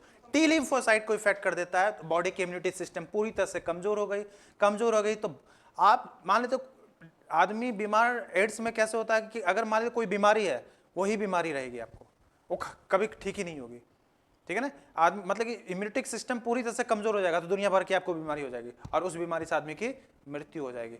तो वायरस आया है तो इसने क्या किया, इम्यूनिटी सिस्टम को पूरी तरह से डिस्ट्रॉय कर दिया, दुनिया भर की बीमारी हो जाएगी, क्योंकि बॉडी लड़ने की क्षमता नहीं बची ना, क्षमता नहीं बची, दुनिया भर की बीमारी हो जाएगी और आप क्या हो जाएंगे, बहुत लंबे समय के बाद क्या हो जाएगा, आदमी की मृत्यु हो जाती है। तो इस अब देखो, अब कोविड वायरस में बहुत सारे लोग मरे, ठीक है, तो कोविड वायरस में बहुत सारे लोग मरे, तो बॉडी के अंदर तो टी लिम्फोसाइट तक क्यों नहीं काम किया, सवाल यहां पे ये आता है, ठीक है। अब देखो, अब डिपेंड करता है इम्यूनिटी सिस्टम बॉडी का कितना स्ट्रांग है। अब मुझे भी कोरोना वायरस ने इफेक्ट किया, लेकिन हम बच गए, क्यों, क्योंकि मेरे बॉडी का इम्यूनिटी सिस्टम स्ट्रांग है, ठीक है ना। तो मेरे यहाँ पे इम्यूनिटी सिस्टम स्ट्रांग है, तुम्हारे बॉडी का इम्यूनिटी सिस्टम कमजोर, उतना सक्षम नहीं था कि वायरस लड़ पाए, इसी वजह से उसको वायरस ने क्या कर दिया, अपने चपेट में ले लिया। लेकिन जिसका इम्यूनिटी सिस्टम स्ट्रांग है वो इस वायरस को भी क्या कर देगा, मार देगा, ठीक है। तो बहुत लोगों को वायरस हुआ, लेकिन बहुत लोग बच गए, बहुत सारे लोग यमराज जी के पास पहुंच गए, क्यों, क्योंकि उनका इम्यूनिटी सिस्टम स्ट्रांग था। और इसी वजह से बाबा रामदेव क्या बोलते थे, ये पीजिए, वो पीजिए, काढ़ा पीजिए, ये पीजिए, क्यों, ताकि इम्यूनिटी सिस्टम स्ट्रांग हो सके। चलो आगे बढ़ते हैं, अब बहुत कहानी कह दी यहाँ पे। चलो, तो अब थैलेमस में देखो क्या होता है, बेसिकली देखो क्या करता है ये, जो टी लिम्फोसाइट और चलो टी लिम्फोसाइट और बी लिम्फोसाइट बेसिकली क्या होता है, इनका निर्माण कहां पे होगा, इनका निर्माण कहां पे होगा, यहां पे होगा, कहां पे, हड्डी में ही होगा, ठीक है ना, क्योंकि डब्ल्यूबीसी है, तो डब्ल्यूबीसी का निर्माण कहां होगा, हड्डी में ही होगा। तो हड्डी में दोनों का निर्माण होता है, ठीक है। तो हड्डी में निर्माण जब होता है शुरुआत में, तो उस समय क्या होते हैं, ये बच्चे होते हैं, ठीक है।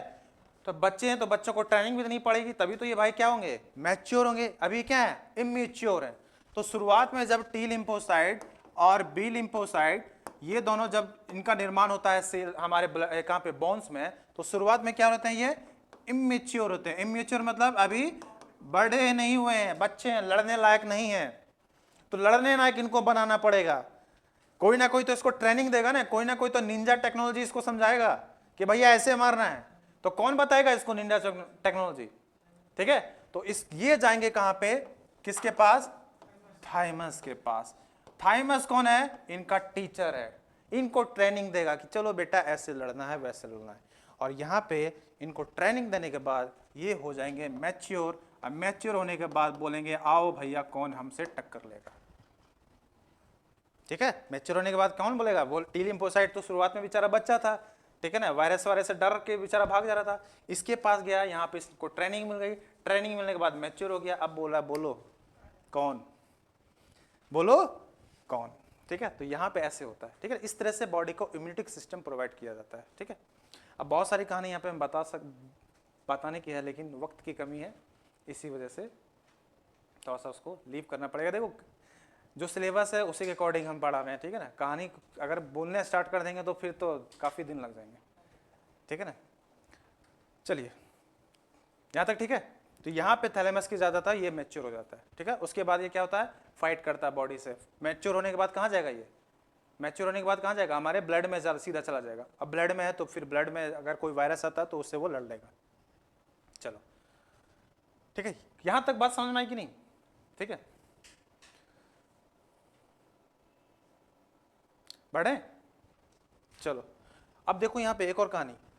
यहाँ पे जो थाइमस ग्लैंड है जो हमारी, देखो यहाँ पे बच्चों में जो होती है, एक और चीज, जो चाइल्ड जो होती है उसमें पूरी तरह से डेवलप नहीं होती है, ठीक है, पूरी तरह से डेवलप नहीं होती। यहाँ पे क्या है, ठीक है, अंडर डेवलप है ये, ठीक है ना। बड़ों में, एडल्ट में, जैसे हम लोग हो गए एडल्ट, तो हमारे में क्या हो गई, पूरी तरह से डेवलप है। और ओल्ड एज जो लोग होते हैं उनमें धीरे धीरे क्या होने लगती है, गायब होने लगती है, ठीक है ना। धीरे धीरे क्या होने लगती है, गायब हो रही है, ठीक है ना, गायब होने लग रही है। अब इसी देखो मान लेते हैं कि जो ये जो ग्लैंड है ये हमारे बॉडी में इम्यूनिटी सिस्टम प्रोवाइड करने के लिए रिस्पॉन्सिबल है। मान लेते हैं टी लिम्फोसाइट नहीं बनेगा तो इम्यूनिटी सिस्टम बॉडी की कमजोर हो जाएगी। जैसे ठंड आती है दो लोग जल्दी ज्यादा टपकते हैं, कौन, एक बूढ़े लोग और एक बच्चे, ठीक है, दोनों लोग ज्यादा टपकते हैं। क्यों? क्योंकि दोनों की इम्यूनिटी सिस्टम क्या होता है, कमजोर होता है। क्यों बच्चों में कमजोर क्यों है? क्योंकि ये जो है अंडर डेवलप, अभी डेवलप नहीं है, ठीक है, अब डेवलपिंग फेज में ही है, तो अभी ये उतना टी लिम्फोसाइट नहीं बना रहा है, बी लिम्फोसाइट नहीं बना रहा है। बच्चों धीरे धीरे जब से हम बूढ़े, अब एडल्ट में क्या है, दुनिया भर का टी लिम्फोसाइट बॉडी में भरा पड़ा है, ठीक है ना, तो किसी से भी देख, किसी को भी देख लेंगे हम लोग, ठीक है।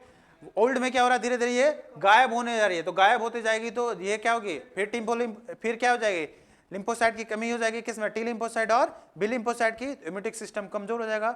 इसी वजह से बूढ़ों को और बच्चों को ज्यादा केयर करने की जरूरत होती है, ठीक है, क्योंकि इनका इम्यूनिटी सिस्टम कमजोर हो जाता है। किसमें? टी सेल, टी लिम्फोसाइट,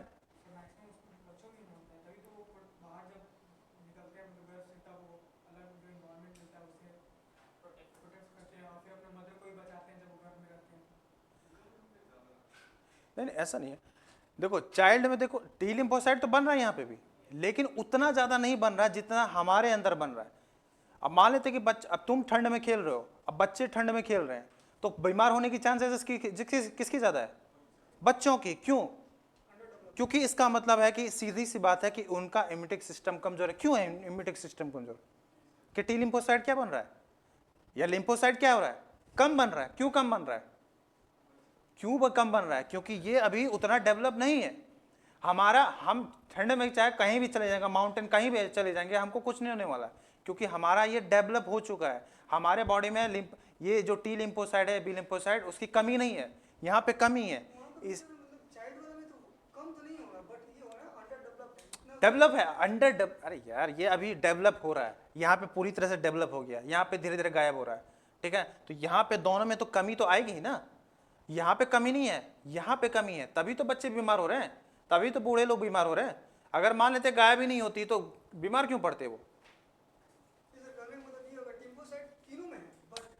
है तीनों, अरे तीनों में ये बॉडी ऑर्गन हमारे बॉडी में तो है ही, बच्चों में भी डेवलप हो रहा है, अभी डेवलप नहीं हो रहा है, धीरे धीरे डेवलप हो रहा है। ऐसा नहीं कि पूरी तरह से वाइप आउट है, जैसे जन्म लेता है, जन्म लेने के समय ही रहता है, लेकिन अब धीरे धीरे ये क्या कर रहा है, ग्रो कर रहा है, धीरे धीरे डेवलप हो रहा है। एडल्ट आते आते ये पूरी तरह से डेवलप हो गया, और फिर एडल्ट के बाद ऐसे आता है, देखो इसका अगर ग्राफ बनाए तो ऐसे हो जाएगा, तो यहां पे है, ठीक है, फिर धीरे धीरे डेवलप हुआ, फिर धीरे धीरे क्या हो रहा है, कम हो रहा है। तो इसका ग्राफ ये यहां तक, तो यहां से बात समझ में आ जाएगी, ठीक है, यहां तक तो दिक्कत नहीं होगी। चलो तो यहां पे होता है। अब उसके बाद देखो नेक्स्ट ग्लैंड कौन सी थी हमारी,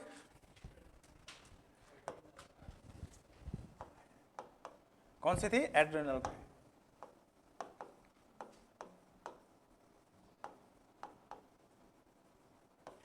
ठीक है, एड्रेनल ग्लैंड। लोकेशन कहाँ है इसकी, कहां पाई जाती है ये, जस्ट अबव द किडनी,